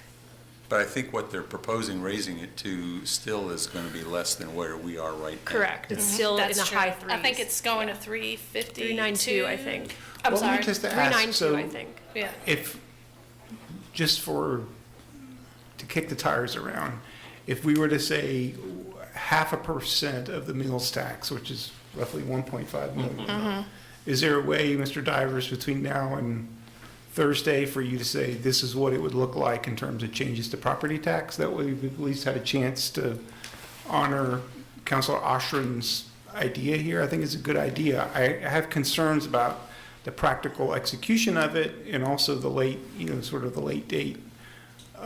Would we be able to get a public hearing in for that? Would you all be able to schedule a special meeting so that we could actually do the 7-day notice? If it's Thursday, if we find out Thursday, what is Thursday? The 4th, excuse me. And then if we do it the next day, is there something special now with the paper thing? It's tight. I'm not sure. Do So you we know might not how make we the could 9th, even but get we that really have in? the 15th as No, the if the backstop. decision is made on Thursday, the 11th is also a Thursday, and that would be probably the advertisement date. I don't think we could get it to them in a week and have it in 7 days. I think we still would need at least 9 days, because we need to get it to the paper at least 2 days before publishing, right? Yep. So it sounds like it's, I mean, we're certainly A willing to Saturday try. We can reach out, but I guess we'd have to figure out when you all could schedule the special meeting, and we would have to figure out if we could do the advertisement. We can certainly reach out tomorrow and see if that's possible. Could we just do it on the 15th as a part of our regular meeting? Sure. Yeah. I mean, That point would of be- order, if we adopt on the 15th, is that in compliance? As long as you conduct the public hearing prior to the adoption of your budget, it would be permissible for you to conduct the public hearing on the personal property tax increase on the 15th of April. And then incorporate that into the budget resolution? Yes, and so then when after you conducted the public hearing and closed the public hearing, you could then amend your proposed budget to make whatever changes you'd like to make as a result of the public hearing. So then we would not need to meet on the 9th at all. Wait a minute, this is going to result in less meetings? To the And I promise I wasn't holding this back. I thought I was waiting on, I just need to the clarify response because I from- have to get Yeah. the agendas and the notices. And to the clerk's point, to the extent that council wants to move forward with this tentative plan, it's eminently achievable in terms of the timing. But I think to the clerk's point, I believe the only item for consideration on the 9th would be the adoption of the budget. And if this change were to be made, then arguably council might want to consider dispensing with that meeting unless it wanted additional time to discuss the budget, but you'd be discussing the budget before you've conducted the public hearing. And so theoretically, we could move to advertise this because an advertisement isn't a guarantee. And then we do that tomorrow, then Thursday or as soon as possible, we hear some options. And then, You need advertisement 7 days for a 7-day period before consideration. So you would back that off of the April 15th day. And of course, math is never a lawyer's best subject, but if it appeared on April 8th, I think that would satisfy the statutory requirement if the ad appeared. Well, today is Monday, so if it follows, we might be able to, if we're lucky, we might be able to get the ad in on this Saturday. That would be the 6th. That would give us the 13th, so you'd be able to do it by the 15th. So I just want to make sure that Sam understands what.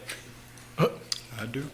And Sure. Can you repeat it to make sure that, That we are, initially, we were looking to eliminate the need to raise $5 million in taxes through the meals tax and real estate proposed increases,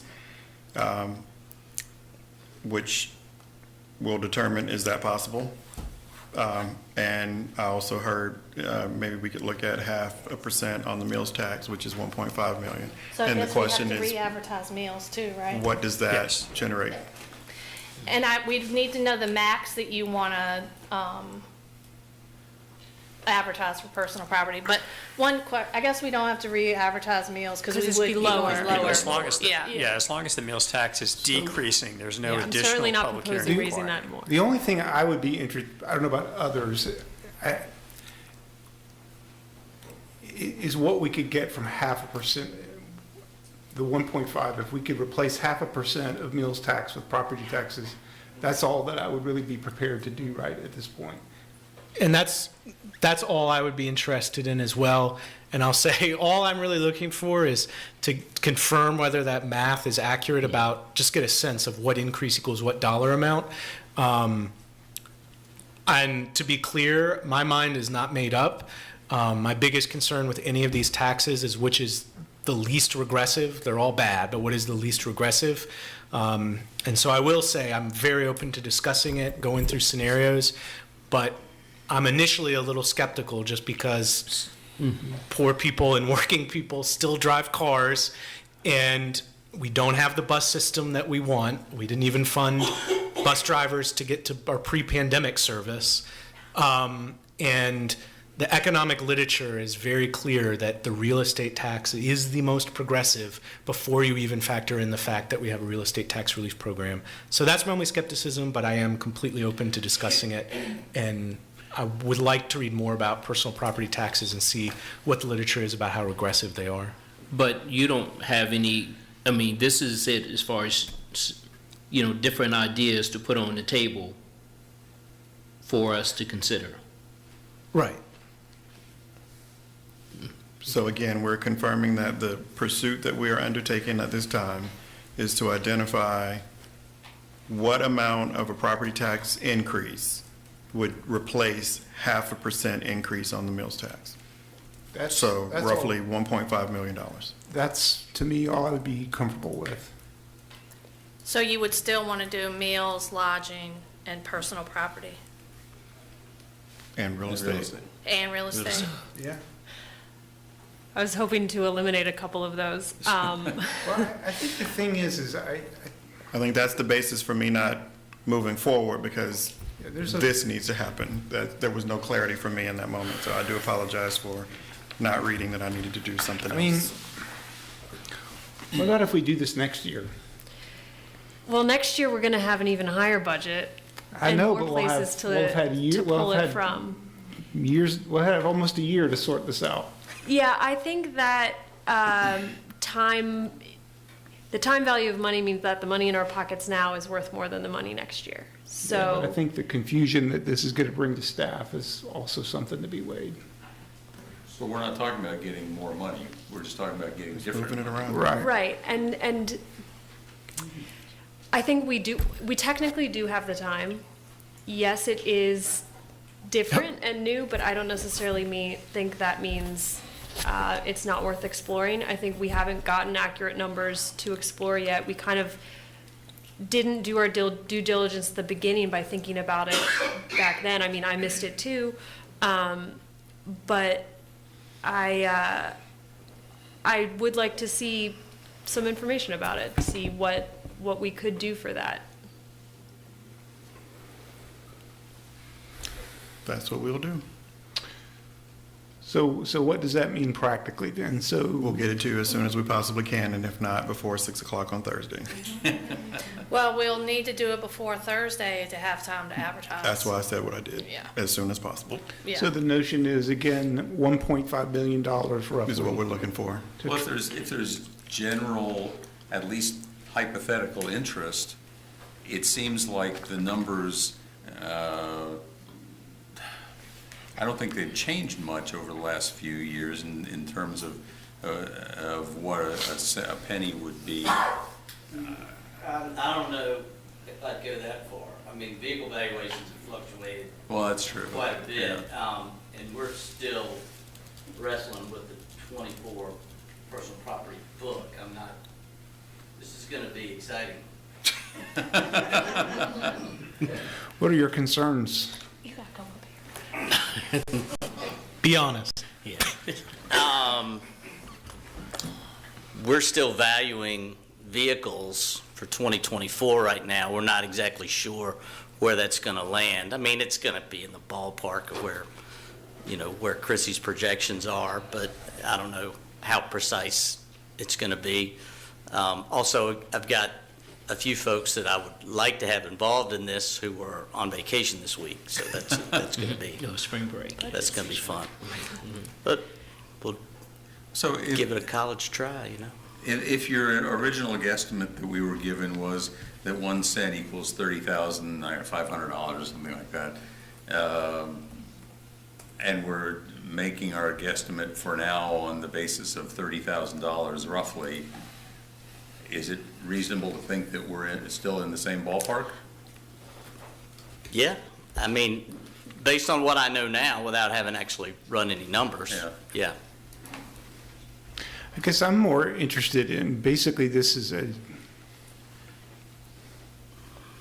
oh, never mind. I think where it still gets to be a progressive is someone without the means is not going to be buying a $78,000 pickup truck. So They might. I mean, vehicle values are, pretty high right now. I guess I would just be interested to know, and we've had these conversations a lot about the other taxes, and I've kind of got a, conceptual framework around it. But if we basically are increasing personal property taxes by an order of magnitude, is that right? 10 times? Well, No, a little over 10%. 50 cents. Okay. Yeah. 50 cents as opposed to 420. So only about 10%. Yeah. Okay. 11.7 or something. I can deal with that. I can live with that. You didn't ask this, but I'm going to offer it anyway. When vehicle values were up in 2020 because of COVID, we heard more about that than we did about the real estate rate that year. Because people pay that out of their pocket. They don't have a mortgage company that's taking care of it for them. They actually see that check go out. And so they know exactly how much more they're paying. Well, I largely agree with Councilor Oshrin in terms of, her views about cars. And I don't know. I think if this is a tool that we have, I'd be interested in. I'm more concerned really about having the time to kind of socialize it and think through it. Takes me a while, as you know. And staff in terms of being able to pull all this off. But I guess you've got a day or two to, yeah. So, I just want to make sure is at least 3 councilors that want staff to pursue this. So I'm just going to kind of go down to make sure that. Yeah, but we're going to get like a couple days and then that's going to be it. I'm going to pull the ripcord and go back with. Well, I just want to say, can we just clarify, because I think Councilor Oshrin's original proposal was no meals, no real estate, and personal property instead. But now we're doing meals, real estate, and the meals tax. Reduce meals So 0.5%. 4 tax changes. Okay. Real estate, meals tax, but instead of it being 3, it'd be 2.5. No, anyway, 0.5% less. Lodging and personal property. So we're doing all 4 taxes to get 5.2, which is what you said. Right? Yeah. That would be what I would be comfortable with. I'm not comfortable with like rethinking the whole tax structure at this point. Lloyd? I don't know where I would come out on it, but I would certainly be willing to learn more about it. Let's learn more about it. Michael? I'm willing to learn more about it, but again, as I said, I raised the skepticisms I have, and I'll just say again, I think if we're going to increase taxes, we should just follow the economic literature and go with the real estate, because they all suck, but at least that has a relief program. Hey, I think 4 taxes is worse than 3 taxes. So I'm outvoted, but I'm not, but it sounds like we have enough support to pursue it. And, but we need to make sure that any other proposals, this is the time. The last day, yeah. And I want to just have 2 small things. One is, I don't necessarily agree that all taxes are bad. I mean, it's part of the social contract. It's how we fund the things we want. I think the tax rate that we have on our real estate right now is one of the highest, not necessarily rate-wise in the state, but when you use it as a multiplier with assessments, is one of the highest collections per capita in the state. We are comparable with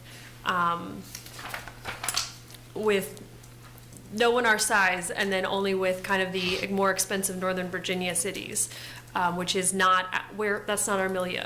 So, so there's only so high we can go on that, and if next year we're going to come in with a bigger budget, need more funding, where else do we go? We can't keep squeezing people on that. It does trickle down to renters, which we know is the majority of people in Charlottesville. And as we are looking at our budget, we just had the CIP work session. We are working on transit. We are building sidewalks and bike lanes and working on an e-bike subsidy program and all things that can be counteracted. If you're going to get taxed out of something, I'd rather someone gets taxed out of their car than their house. Any other comments right now? Not that I want either of those things to happen, just to clarify. We don't need to get into the full debate, but I'll just say again, the economic literature is very clear that it's more progressive, and we have a relief program, and the value of your home is going to track inflation as well as wealth that you have. It's a real conversation to have, but again, poor and working people, they do drive cars, they do work in the county, they can't rely on our bus system. But to reorient to the budget public hearing, to confirm, we don't have any funding to add additional drivers to even return our bus service to what it was before the pandemic, so we'll still be in Lifeline service? Correct. Okay. Okay, I'm going to open up, so I'm not sure what the public is for. Oh, God. There's a bit more. I'm sorry. I didn't mean to laugh like that. So we had a public hearing on Tax levy and the budget. Ordinance appropriation and tax rate levies. So would anyone like to? Then you, okay.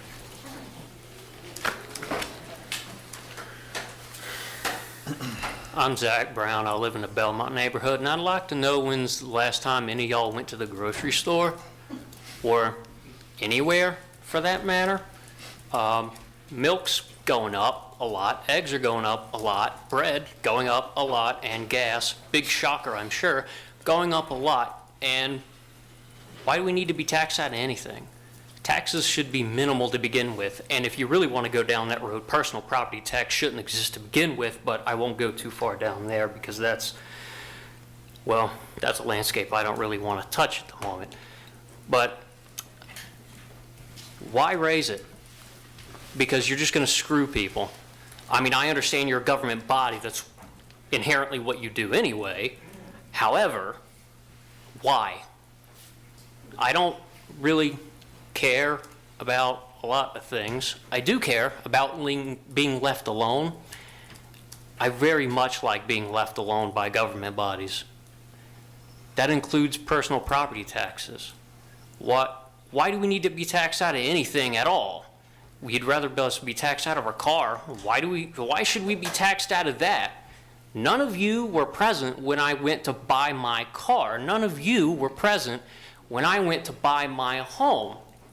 And if you really want to get down to it, none of you deserve a dime of it. And I got to pee, so I'm going to yield the rest. Thank you.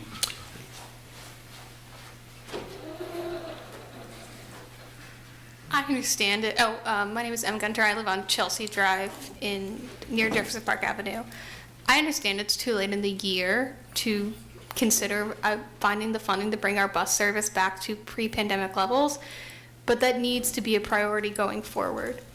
As it stands right now, there are no buses in the city of Charlottesville on Sundays, meaning that anybody in Charlottesville that relies on public transit to get to work either has to walk, Uber, bum a ride, and this is a southern city where walking up to Walmart just ain't possible.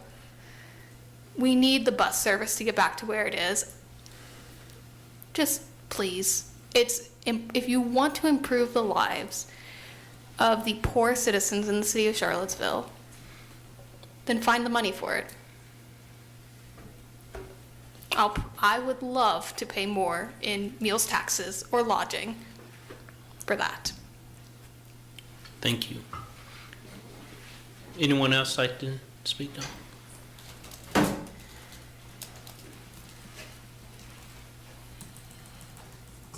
Don Gathers again, city resident. I am going to beg to differ and say that all taxes are bad.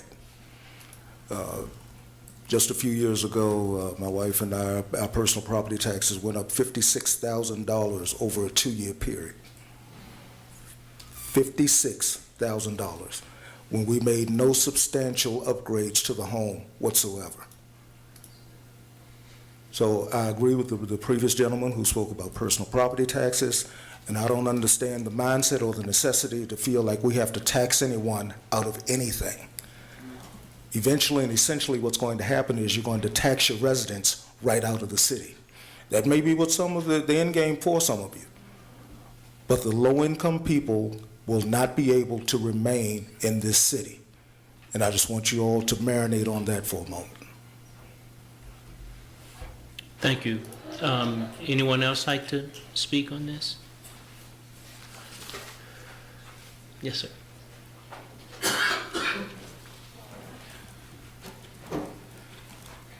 Well, thank you all for giving me a few minutes today. My name is Phil Hamilton, Albemarle County resident, and I, also agree with other two individuals who spoke. We should not be raising taxes at the time. We shouldn't be taxed out of our cars. We shouldn't be taxed out of anything. There's our property. We have a right to own these things, and we should have a government that should work with us to encourage in a capitalist system that more people can acquire the things that they need, including vehicles, so they get to and from work. Now, I know if I didn't have a vehicle, my income stream would be reduced by at least 90%. For me, a vehicle is absolutely essential for the work that I do, and for many others who live in Charlottesville City and in the county. Another thing I wanted to note is, with local government, you consider resolutions, and the last one that was just voted on about the ceasefire now, and I disagree with it. Point of order, this is not on for public hearing. Yeah, so well, I think it needs to be in the trash. That's where it belongs. Thank you. Thank you. Anyone else like to speak on the FY25 budget ordinance and annual appropriation? Thank you, Ken. Hey, Dan Miller, resident of Belmont. Mayor Wade, I'm sorry for blinding you with my cell phone flashlight when I walked in. I don't think that's normal procedure here, so I do apologize. I did want to mention, nobody likes paying taxes. I don't like paying taxes, but I think we're obviously having a discussion here about how to do that in the fairest, most progressive way we can, and I think I'm picking up on that energy, that we want to do that in a responsible way and kind of make the best of a bad situation. I happen to not be a low-income resident of Charlottesville, and I'm certainly on board with, paying in some graduated way into the city that we live in to improve it. And I think we can all, when we have the space to think about it, kind of agree with that norm that, we should have a way of adjusting that burden based on your income. At least I think that's not a super controversial stance. And I often sit in these meetings and I hear the sort of normative constraint around our ability to act in a reasonable way. And it always comes back to this Dillon rule. And I'd like to, maybe this is a naive comment, but it's frustrating to me to constantly hear that what I understand to be a pretty nebulous kind of procedural thing, constantly constraining our ability to act. I may not know what I'm talking about, but I would like to be able to see Councilmember Oshrin's proposal, right, for example, in its true form, would be a way to implement a tax structure that would be responsive to people's income. And it would be nice to be able to see that happen and not feel like we're so constrained to broader forces. So I appreciate your effort on it. Obviously, I think it's something we have to pay into for our community. So I appreciate your work there. Thank you. Anyone else like to speak? Hi, thank you all. Claire Denton Spalding. I live in Fry Spring. And I wanted to say, I went to grad school to study public policy, and I understand that taxes are important. Raising taxes is important for everything that we enjoy about Charlottesville, our roads, our parks, the people that drive our buses, our bus system. And even though every time I look at my tax assessment, I open the envelope and I have a little prayer, I understand that that the increase in my taxes funds the things that I love about Charlottesville. And so I encourage you all to think about the personal property tax, and thank you. Thank you. Does anyone else like to speak? The next item we have on the agenda is appropriation, approving a budget and annual appropriation of funding in the city of Charlottesville for fiscal year ending June 30th, 2025. First of two readings. Okay. I know some of these things kind of meld in together, so but if anyone would like to speak on this, I closed the previous public hearing. I guess I have to officially close that and opening up this new one. And if no one wants to speak on the second ordinance, I'm going to close the second public hearing. And now we're at item number 16 on the agenda. Is that right, Sam? I just want to make sure I'm up to date. Council needs to agree whether to move the ordinances forward. I would move to move these ordinance forward. Yeah. To whatever date we're changing. Yeah. Future. Yeah, so we did have a date on there of April the 9th. So we said the 15th, Sam, or? Yes. Okay, the 15th. Okay, I would move that for both items 15A and B. Yes. That we consider for a second reading and final vote on April the 15th. Do we need a motion as one Well- of two readings? We don't need an official vote, just agreement. Yeah. Okay, oh, yeah. Yeah. Yeah. Sure. Agreed. That's Agreed. Yeah. Is I'm sorry, Michael was going to say something. Oh, no, I was just asking it. Okay, sorry. Now, I don't know if it's appropriate. Can we give like a can our attorney give like a 2-sentence briefing for our constituent, but the public in general, on what the Dillon rule is and why it constrains us so? I would be happy to, Councilor Oshrin. The Dillon rule, which is the law of the Commonwealth, states that local governments may only act where there is express legislative authority from the General Assembly, or matters that are necessarily implied therefrom, and the latter provision is interpreted rather narrowly. So it is absolutely true that the Commonwealth of Virginia sharply constrains the abilities of local governments to act, as opposed to localities in other states which are subject to a concept called home rule, which gives councils in those jurisdictions more latitude. I think that was more than 2 sentences. I apologize. So basically, it means we're only allowed to do the things we're expressly told we're allowed to do, and we can't do the things outside of that. and they are not quick to give up that power. Matter of fact, they probably would never give it up. And again, this is why I think it's important, the real estate tax under the Dillon rule, we do have explicit authority to create relief programs based on a household's income or the assessed value of the home, including for some individuals relief of up to 100%. technicalities there, but it's the only one where that's even something we could discuss, and we do have relief programs. Mayor Wade? I'm sorry. Before we do advertise, we will need to have a number, a proposed number to put in that advertisement. Right. Okay. It sounded like 50. Well, we don't know the math. Do we want to have a little wiggle room? That's what they're gonna come back. The number, the 15th is the day, but I think it's, What number do we want to To advertise? advertise, that's what we have to figure out. So, yep. Is that okay, Keena? Okay. thank you. Then the next item on the agenda is number 16, amending ordinance of the code to increase assessment value threshold at and which below qualifying vehicles will receive 100% personal property tax relief from $1,000 to $1,500. And this is the first of two readings, so. Well, speaking of personal property, so there actually is some limited relief available for personal property that the state gives localities every year.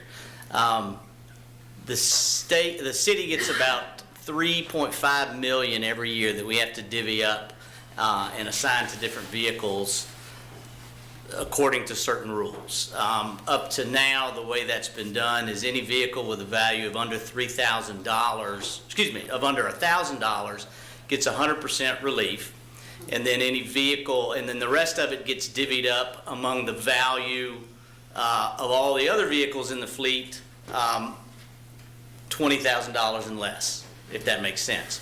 What we're proposing is to raise that minimum threshold from $1,000 to $1,500. We're allowed to do that under the Dillon rule. It's been addressed. We estimate that this would get us back to approximately the number of vehicles that were getting 100% relief about 5 years ago. It's been steadily dropping, as you know, because vehicle values have been increasing over the years. And so this is be one way to kind of offset that tax burden on at least owners of low-value vehicles, if that's any kind of barometer of income. And so that's what we have here. Tangentially, while we're speaking of it, this was not really going to have any effect on the overall personal property tax rate this year. We didn't think, because we didn't think the numbers of affected vehicles would be significant enough to change the math on the percentage that I was going to give you guys on the 9th. That's going to change some if we increase the rate. So I think we were looking at about 32% for everybody else. Everybody else, the value on everyone's vehicle that's $20,000 and less, we're probably going to get about 32% tax relief from the state. We got to go back to the drawing board on that. Mm-hmm. But that's not really germane to this item. What we're proposing here is to raise that limit, that 100% limit, to $1,500. There would be no budgetary impact because the money is already allocated to the city by the state. Anybody's got any questions? But we would have to tweak We'll have the amounts that other folks would have their taxes reduced by. Correct, and we don't think it's going to be that much if everything else stays the same. We don't really believe it's going to have much impact on everybody else. Yeah, okay. Okay. Do we, if there's no questions, do we agree to move this to the 15th? I just have a quick question. About how many vehicles would this apply to? You said a negligible amount, but So, ballpark? I had it written down somewhere. So in 2023, there were about 2,300 qualifying vehicles that were valued at $1,000 per less. We imagine that's going to go up by about 20%. Okay, thank you. And then what is kind of the limiting principle in terms of how expansively this can go? Just purely there's that dollar amount from the state, and It's pretty much, the state has rewritten the rules so that localities can pretty much do what they want with it now. There for a long time, it was heavily prescribed exactly how you had to split that money up, but they've kind of let localities do what they want now. Most of them are still at $1,000 though. Right. But essentially, our limiting principle is just how far that 3.4 million will go, which at the end of the day probably isn't all that far in terms of a dollar amount for a specific individual. Right. Right. So I would suggest we put this on the consent agenda for next meeting, if possible. Suits me. Okay, everyone okay with going on consent agenda on the 15th? Yep. Okay, thank you. Hey, thank you all, appreciate it. You go into the you. office and get. And thank, and thank you in advance.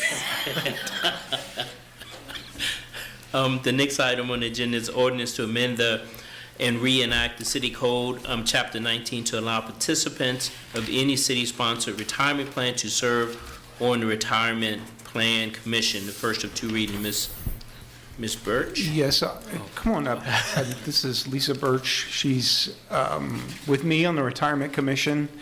I think this is something we can talk about really quickly. Yes, it's not controversial at all. Yeah, basically when the Retirement Commission was begun, the language in the ordinance really only allowed people that were part of the original version of the retirement plan, which were defined benefit type plans.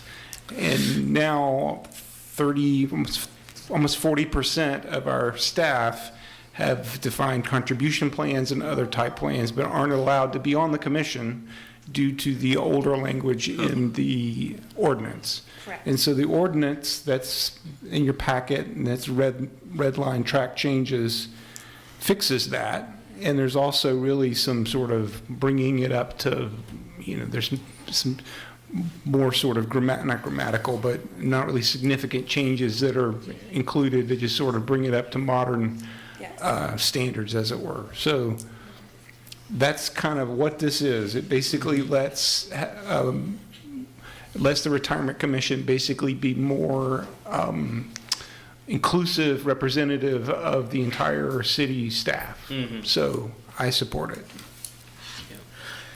That sounds good, and I know you've given a lot of thought to it, and there's probably not a week that goes by I don't get a text or a call from Brian about how much he enjoys serving on the Retirement Commission, so. It's really a good commission.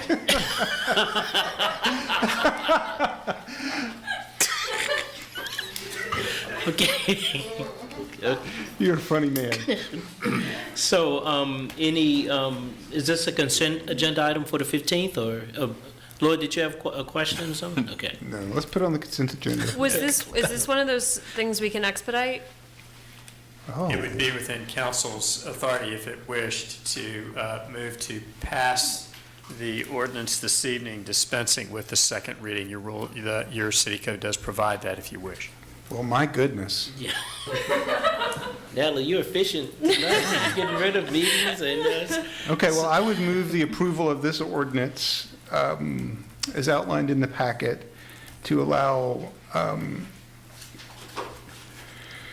not only defined benefit folks, but defined contribution plan people to be able to sit on the Retirement Commission. And to pass it by. And I would move that we pass it by at least a 4/5 motion tonight, and so not have to have a second reading. Second. Second. Further discussion? If not, let's vote.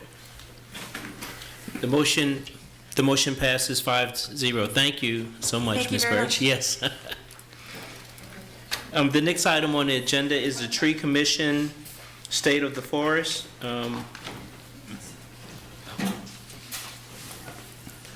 Good evening, Mayor Wade and City Council. My name is Stephen Gaines. I'm the Urban Forester of Charlottesville Parks and Rec Division. I'm just going to introduce our chairperson, Keisha Talbert, and Tyler Miller will also be helping to present. Thank you.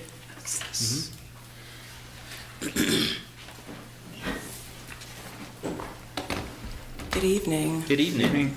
And can we all just do a brief time check? How much time are you all planning on speaking? How much did you prepare? 20 minutes 20 with minutes. some time for questions if there's energy, stamina. Yeah. Well, if you can if you can do it in 15, that'll be even better, but, you know. But we're here for you. Yes, Okay, yes. great. I'm going to start with just briefly introducing myself, mostly to say that I am a renter, a walker, someone lucky enough to live in North Downtown as a renter and walker, and I am a working, studying, and teaching poet in Charlottesville. A lot of what brings me to this work are the stressed trees along the downtown mall that brought me to seek my role as a commissioner. And so I'm just so moved that there is the willfulness that began with me as an artist that has opened up the kind of leadership that Tyler and I will be holding down this evening. Tyler is going to start and present the state of the forest, and then I will talk about what it looks like to align that investment at the scale of staff and funds. Thank you. So I know you guys hear me get up here all the time and say I'm not here to speak on behalf of the Tree Commission, but this time I actually am, so I'm kind of excited about that. Just a note about the makeup of the commission. I know you all know this, but for the people at home, you know, we're a cross-section of this community. We have a lot of different people. We have a professor emeritus of anthropology, professor of biophilic studies, we have arborists, we have landscape architects, and we have regular folks. I would kind of call myself more in the regular folk category. But we have come together to assess a lot of academic studies. We've done a lot of hard work looking at methodology and trying to dig to find the truth behind those numbers. The purpose of this report is to bring to your attention and to the attention of the residents of Charlottesville the state of our urban canopy and the compelling need for strategic interventions. The state of that urban canopy is imperiled. It is in decline. It has been in decline for some time. And we expect, if nothing changes, for that to continue, for it to continue to decline. This is due to a variety of reasons we have listed, including the significant infiltration of species that are damaging to our canopy, disparities among neighborhoods in the city, the increasing frequency of climate change-related weather events, drought being a recent one, and extreme heat. I know you guys have most of this information in your report, so I'll refer to you to that for the rest of it. We expect at least a continued loss of 15% by 2050 if nothing changes. So I guess tonight I would just ask you guys to consider the trees that line our streets. They are not immune to neglect and poor policy decisions. And despite the sacrifices and hard work of the people on this tree commission for, I believe decades at this point, we have kind of faltered in that mission to take care of those trees. Our voice, I think, has been drowned out by a somewhat indifferent approach by the powers that be.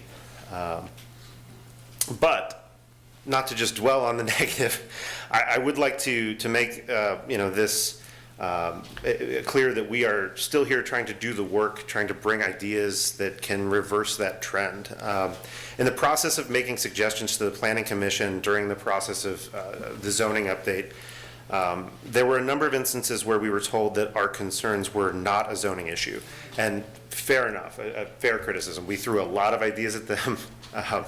And to their credit, I think they read every single one of them. So I would like to make the following suggestions, as this might be a better forum. Adopt a resolution protecting every tree on public property and specifying the enforcement of those protections. Adopt a resolution, even if non-binding, that the utilities in this city operate in a way to begin to use route optimization in their network of utility poles, and that undergrounding be the preferred option. As a Reddit comment I read today noted, this could solve 3 problems with one solution: fix our broken energy grid, address our ADA non-compliant sidewalks, and save our urban canopy. 3, adopt a resolution giving the urban forester stop work authority, the same as the zoning administrator or fire marshal, so that when they see, and it is a when, we have seen this, when they see developers or builders operating in a way that will damage public trees or trees that have been designated for protection in their site plan, that an immediate intervention can be made to protect those resources or city assets. 4, adopt a resolution to create a Get a Tree program where the residents can request a tree or suggest locations for a tree. And 5, adopt a resolution to create a city tree nursery and sawmill to account for the entire life cycle of a tree and allow the community to benefit from the city's timber resources to help support the aforementioned Get a Tree program. I know that the city sometimes, I think in most of the resolutions at the top, you mentioned, increasing public trust in the work that you guys do. And I know that that's an incredibly important part of what you do, given some of the things that were said about taxes earlier. I know that the public is skeptical at baseline. So I think that this is one avenue where you can really make a change. Aisha. Tyler, do you want to say more about what some of these scenarios? I do. Yeah, thank you. Sorry, I'm blanking on this, but yeah, thanks. So we had a study through Planet Geo, and it assessed our urban canopy currently at about 38%. When we dove into the methodology of that study, we came to find that we didn't really agree with that number. We found that they were not able to differentiate between actual tree canopy and things like invasive species that were growing on trees. So if you have kudzu growing on a tree, that would count towards the canopy in that number, which obviously is not what we're going for. So our, and Mikesha will tell you a little bit more about this later, but we did get a grant to try to get a better assessment. But our based on our informed opinion and that of the urban forester, we think that number is probably closer to 25%. So that definitely changes things a little bit. Now, if we go back to this slide, this is the current and past plantings that we have done of 2-inch caliber trees and then seedlings and saplings in the last 2 years. You can see a huge difference in the last year or two since our urban forester came on board, and since we were able to get funding for some invasive work. That number, though, if you look at even if you include the hypothetical 2024 projected, let's say we do 1,000 seedlings and 181 trees, compare that to this list where it's showing what different scenarios we have for planting. We maybe are somewhere between the business as usual planting trend and the maintaining the urban canopy. So we're either losing ground or we're just barely treading water, and that is that is a tough pill to swallow. I'm sorry to, or would you prefer questions at the end or as you go? Please. So for the seedling saplings, is that targeted just on city properties, parks, or is that in partnership with private homeowners? This is all public land. Yeah. And yeah, I'm just curious kind of what, if any, limit there is if we're just doing public land to how many can be planted before we just run up to the end of that kind of acreage? Yeah, I think a better way to answer that question would be our stated goal in the comprehensive plan is to have an urban canopy of 45%. That number is not achievable only on public land. Right. So we have to begin to involve private homeowners and private land. Okay. Thank you. Yep. So I'm sorry, but I wasn't sure if you were taking questions, but you mentioned something before that you mentioned route optimization or something like yes. that. What do you mean by that? Again? Yeah, that's a great question. About 100 years ago, a guy named... No, this is good. This is good. Lord. About 100 years ago, a guy named John Pandapis, he handled the electrification of a neighborhood in Blacksburg, and I know we like to compare ourselves to Blacksburg as much as we can. And he said, instead of putting a utility pole in front of every house where we need to make a connection, why don't we put an easement between lots so that two houses can connect to the same pole? or maybe 4. We didn't do that in Charlottesville. So we have a utility pole on every side of every lot, almost. And it is highly inefficient. And it's absolutely detrimental to the urban canopy. So that is just one of many suggestions. Even if you can't do anything because of the Dillon rule, we can at least say we would like to do something if that weren't in place. Thank you.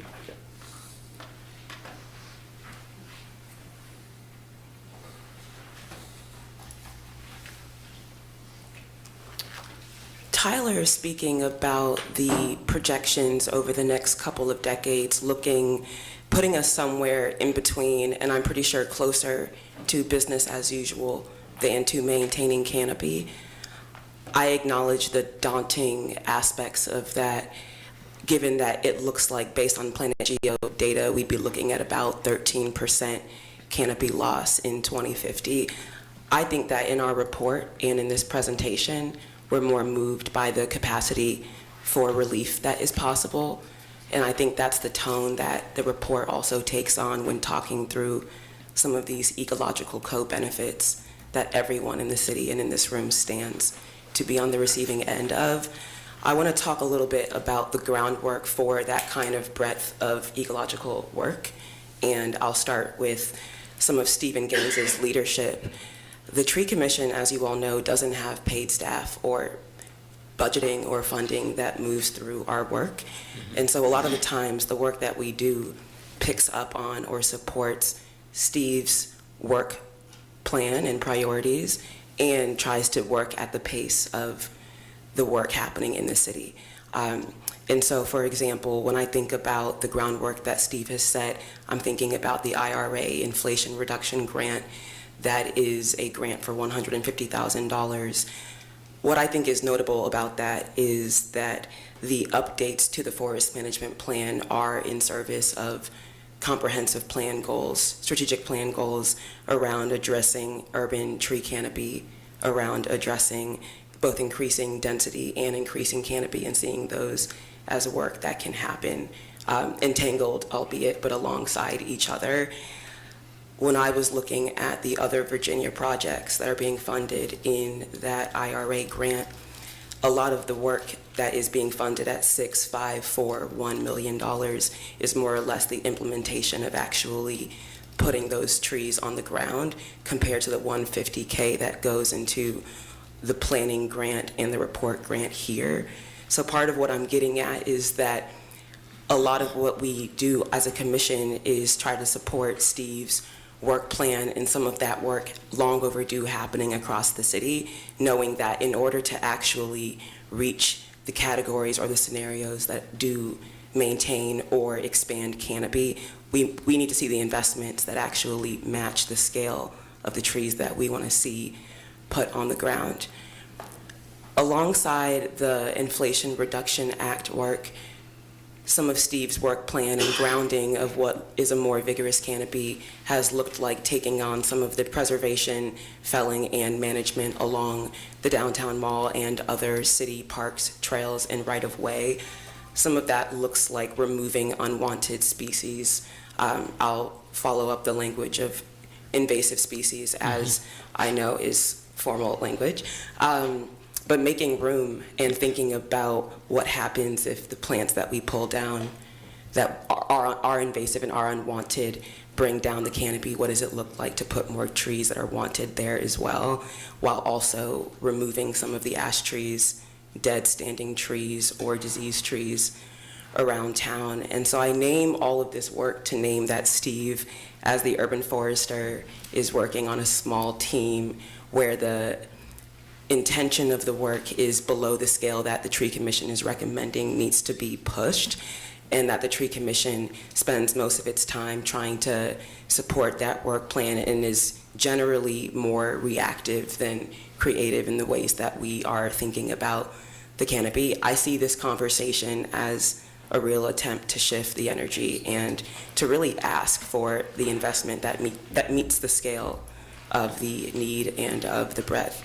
A lot of folks tonight are speaking about the need for relief, and so I want to talk briefly about some of the work the Commission does across its zones, education, and arbor committees, subcommittees. Some of that has looked like active participation in citywide and community-wide projects. Some of that on the back end, where I have been on the arbor committee, looks like supporting the documents and the tools, not to mention the state of the forest, and building out comprehensive tree lists that support the site planning. At this point, I believe the Tree Commission also sees a real need for a kind of public practice and broad coalition of support that's not exclusively based in volunteers, somewhat like myself, who have surplus time and surplus capacity.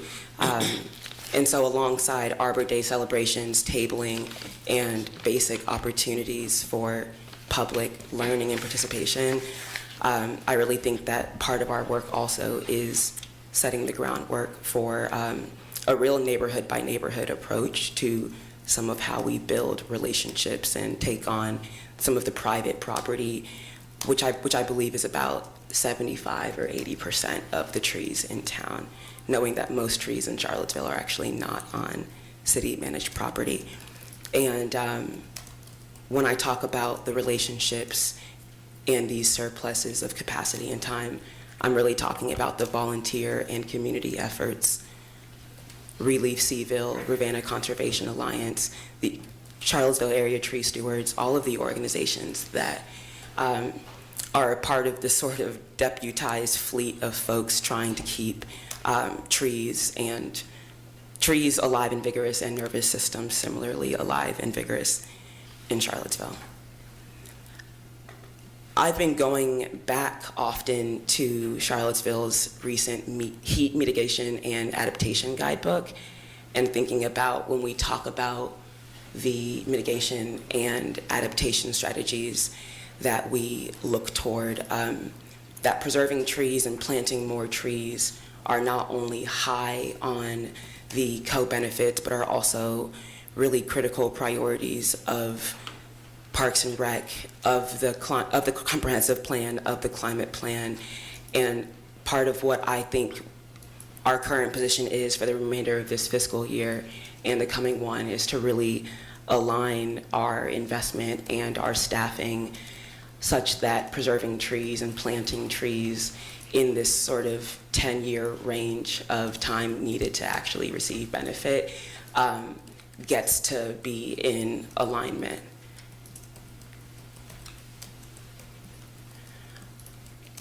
My background is in community-controlled food systems as a writer and member of community, and so I really do believe that despite the capacity and the time and the heart of the volunteers that make up the Tree Commission, that a lot of the work in terms of a healthy arbor in Charlottesville is as useful and supportive as the resources and the capacity that is invested in the trees and the folks who manage them.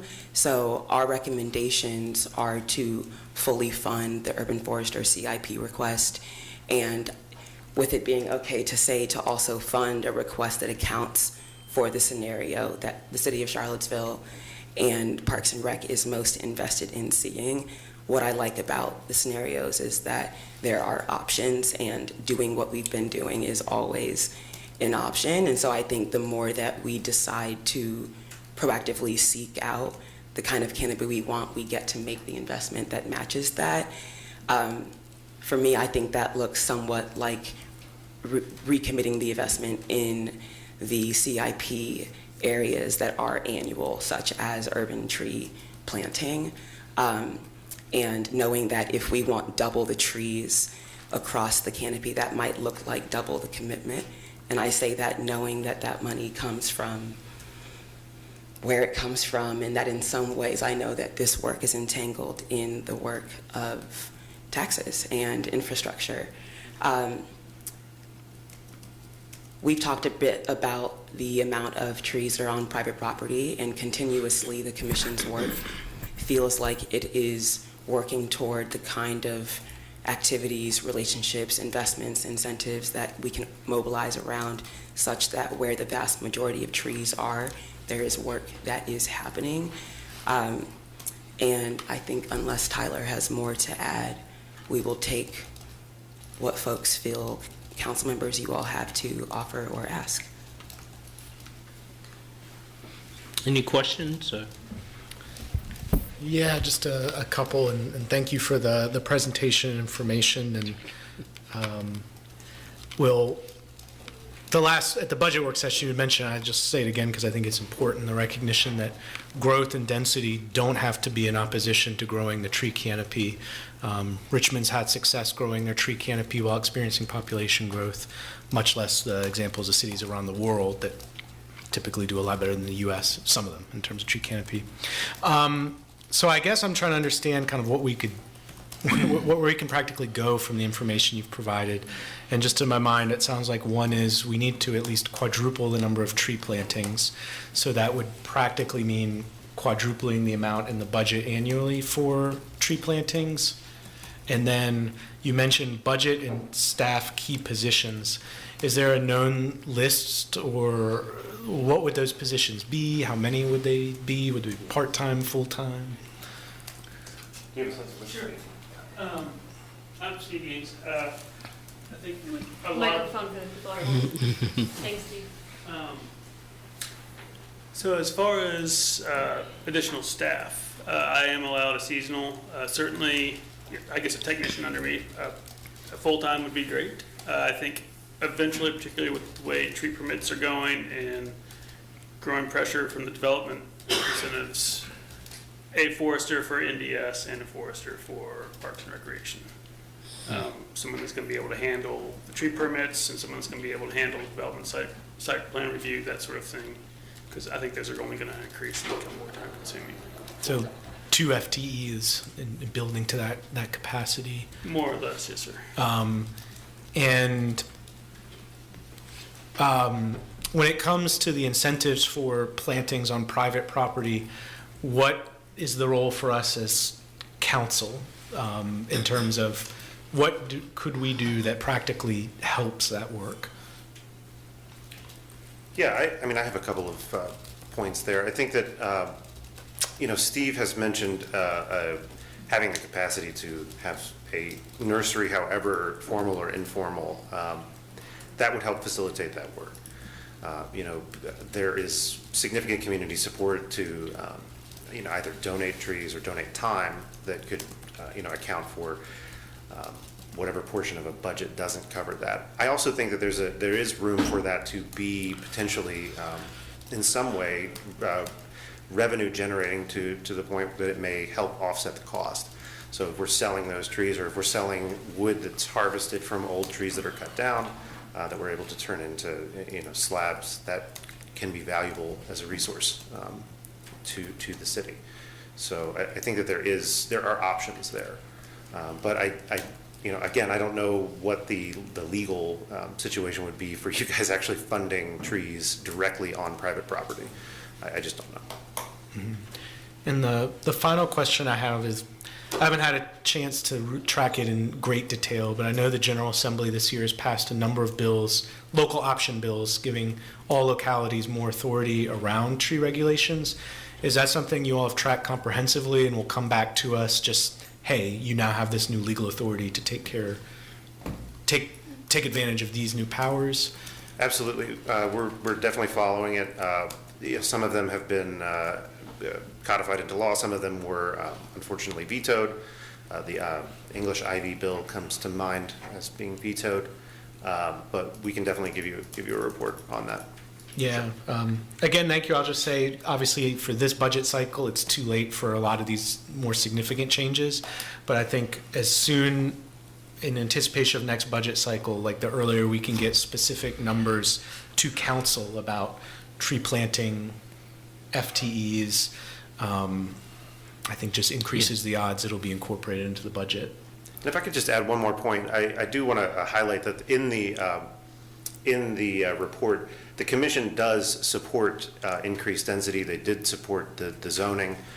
We do believe in that very much. It's just making those things coexist is a matter of effort. Right. We have to be intentional. Yeah, exactly.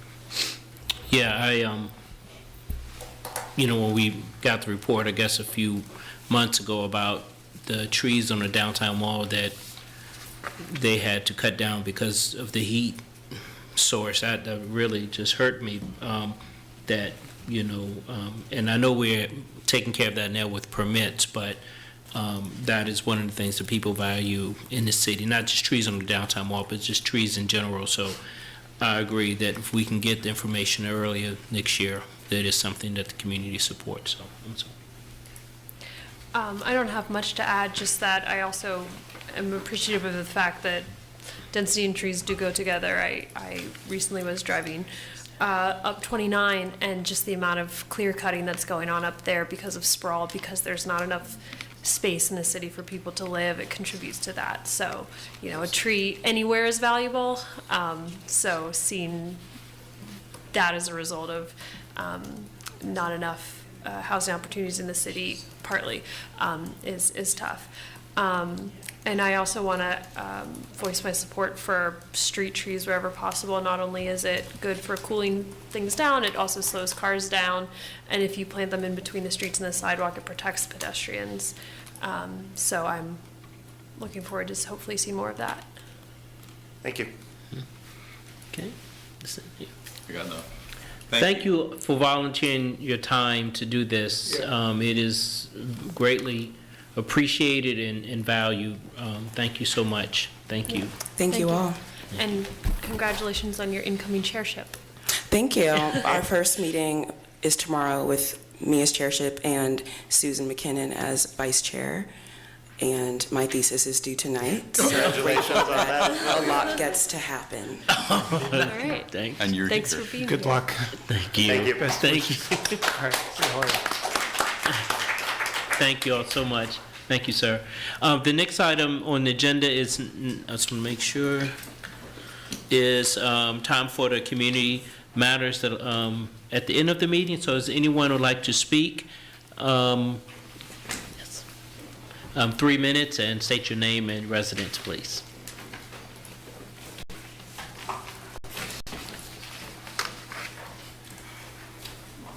Hello, my Hello. name is Elissa. I was here 2 weeks ago.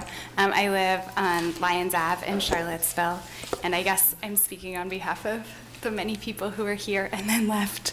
And we wanted to thank you for amplifying our voices tonight and voting yes on the ceasefire resolution. I'm going to try to keep it short because it's late for everyone. But specifically, I just wanted to say that it takes courage to change your mind, especially publicly, and we really appreciate that you did and you took the time to get the information from the people that you needed to hear it from in order to do that. And I wanted to extend an invitation to anyone else on City Council. If you have a change of heart and you want to vote differently in the future for the same resolution, like, you could put it on the agenda again and we'll all come back and we'll all applaud you when it passes unanimously. Like, it's really fine to, when you learn more, you do better, and we support that. So thank you for that. And I also just wanted to say, in addition to amplifying our voices, it seems like maybe the UN resolution gave you sort of permission to, or just the timing, I don't know what happened, but the timing of it was like, we came and then the UN resolution happened and now this resolution happens. And so I just see it as like building momentum, like giving people permission to express their support for a ceasefire or for a free Palestine in ways that maybe they didn't feel comfortable doing before. And so we're all like part of that growing movement, which will probably lead to a sustained ceasefire. And then this is like a genuine question.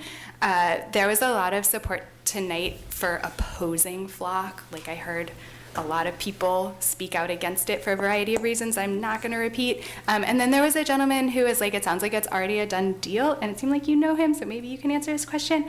But like, if FLOC is a done deal because a donor came in with a bunch of money and just wanted to do it, like, how do we prevent that from happening in the future? And then also, like, maybe it's not a done deal, and what can we do to stop it? Because you saw we packed it, and we could pack it again if that would help. But I'm guessing there's like other ways, especially other ways maybe you all would prefer. So can you answer that question? Or We're still taking public comment. So, I mean, we did get some people tonight to come out and speak, but and the chief got comments from other people as well, and we're going to do a pilot for 1 year. So the pilot part is a done deal. And just to answer very quickly, 4 p.m. we had a work session, the chief presented. It wasn't a formal vote, but we did a straw poll. Myself, Councilor Oshrin did not support implementing it. A majority did, so it will be implemented at this point. The pilot program will be implemented. Okay, gotcha. Maybe I'll just send you 2 follow-up emails because I have questions. Thank you so much. Anyone else like to speak?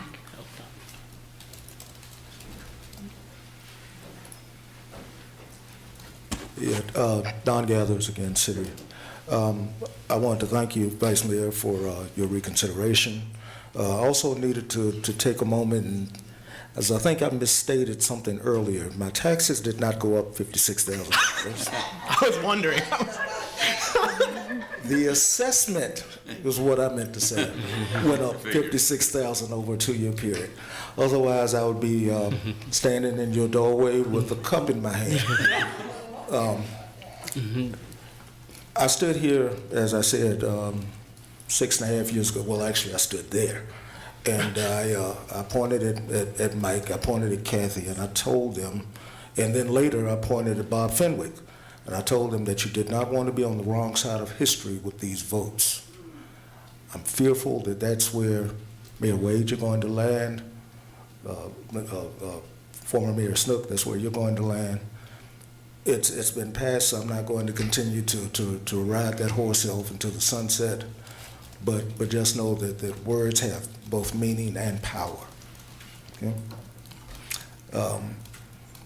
I guess that you can look at it as being akin to if I stand in my driveway and I give my neighbor a gun, and that neighbor then goes out and commits a crime, I'm still subsequently liable for what happened. It's, in essence, the same thing that's going on with the U.S. and the weapons that we're sending off to foreign countries. So, just something to consider. Thank you. Thank you. Anyone else like to speak?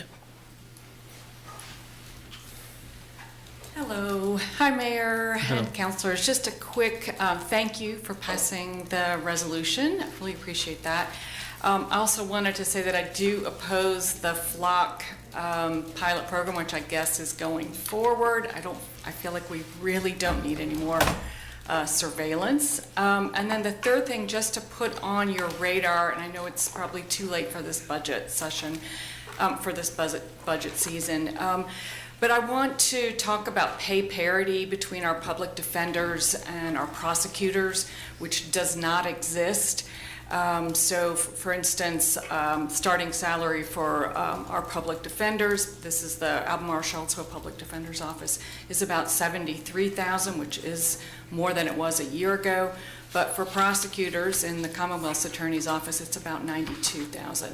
And unfortunately, we're losing, as I understand from the Public Defender's Office, we're losing folks who want to be public defenders but can't afford to live here on that salary and going over to the Commonwealth's Attorney's Office. And I know that you all have allocated some money in the budget to around $100,000, I think, to help get public defenders up, but it's not enough. And I think we really need to be funding the folks that are defending our most vulnerable citizens, and they should be making the same amount that our prosecutors make. Thank you. Thank you. I didn't get the name. Sorry. Sorry, I didn't. I'm Lisa Drain. I'm a city resident. Would anyone else like to speak?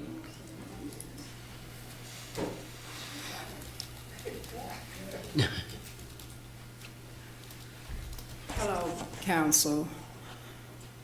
I want to talk about how y'all voted to build this big elaborate jail. And, you know, no matter what we come down here and we say, y'all still do what y'all want to do. What bothers me more than anything is the fact that the lies that were told. There were so many lies that was being told in those rooms, along with the masturbating man. Nothing happened. And I was told that nothing could happen. They couldn't track who this man was. You didn't do anything about the lies. The other thing that bothered me was when you, Mayor, said that black people commit more crimes than anybody. And it's probably true because everything we do is against the law. I think it's so unfair now that we have cameras. So what I want to say to my black and brown people, watch out, because we're going to catch hell now. We have cameras everywhere. We're being watched constantly. Our people is being over-incarcerated. There's a young man right now that's headed to prison, and he's a child that committed a crime. And I know exactly what's going to happen to him because I received calls from people from prison complaining about the conditions. So I want to say to y'all, shame on y'all to even support a building of a jail when you said that the recidivism was down, but yet and still, you still want to build this jail to over-incarcerate people. I think it's a sin and a shame. And I want to say this to y'all. Some of y'all may get it, but what profit a man if he gained the whole world and he loses his own soul? I think that you really need to think about that because a lot of y'all don't know that whatever you do here is going to follow you. I'm really, really upset because we come down here and we practically beg y'all, like Carol say, to do right by us, but you don't. So whatever y'all do to us and whatever y'all put in place to over-incarcerate us, whatever you put in place, it's going to follow you. So you may want to think about how you vote. And when they give you something, please read it instead of voting with everybody else because y'all was voted in. And once again, I'm going to say it's a sin and a shame how y'all do us, man. Y'all totally disrespectful to us. No matter how many meetings we go in, no matter how many times we complain to y'all, y'all already know what y'all want to do. Y'all already know how y'all going to treat us. And I'm going to say it again, shame on y'all.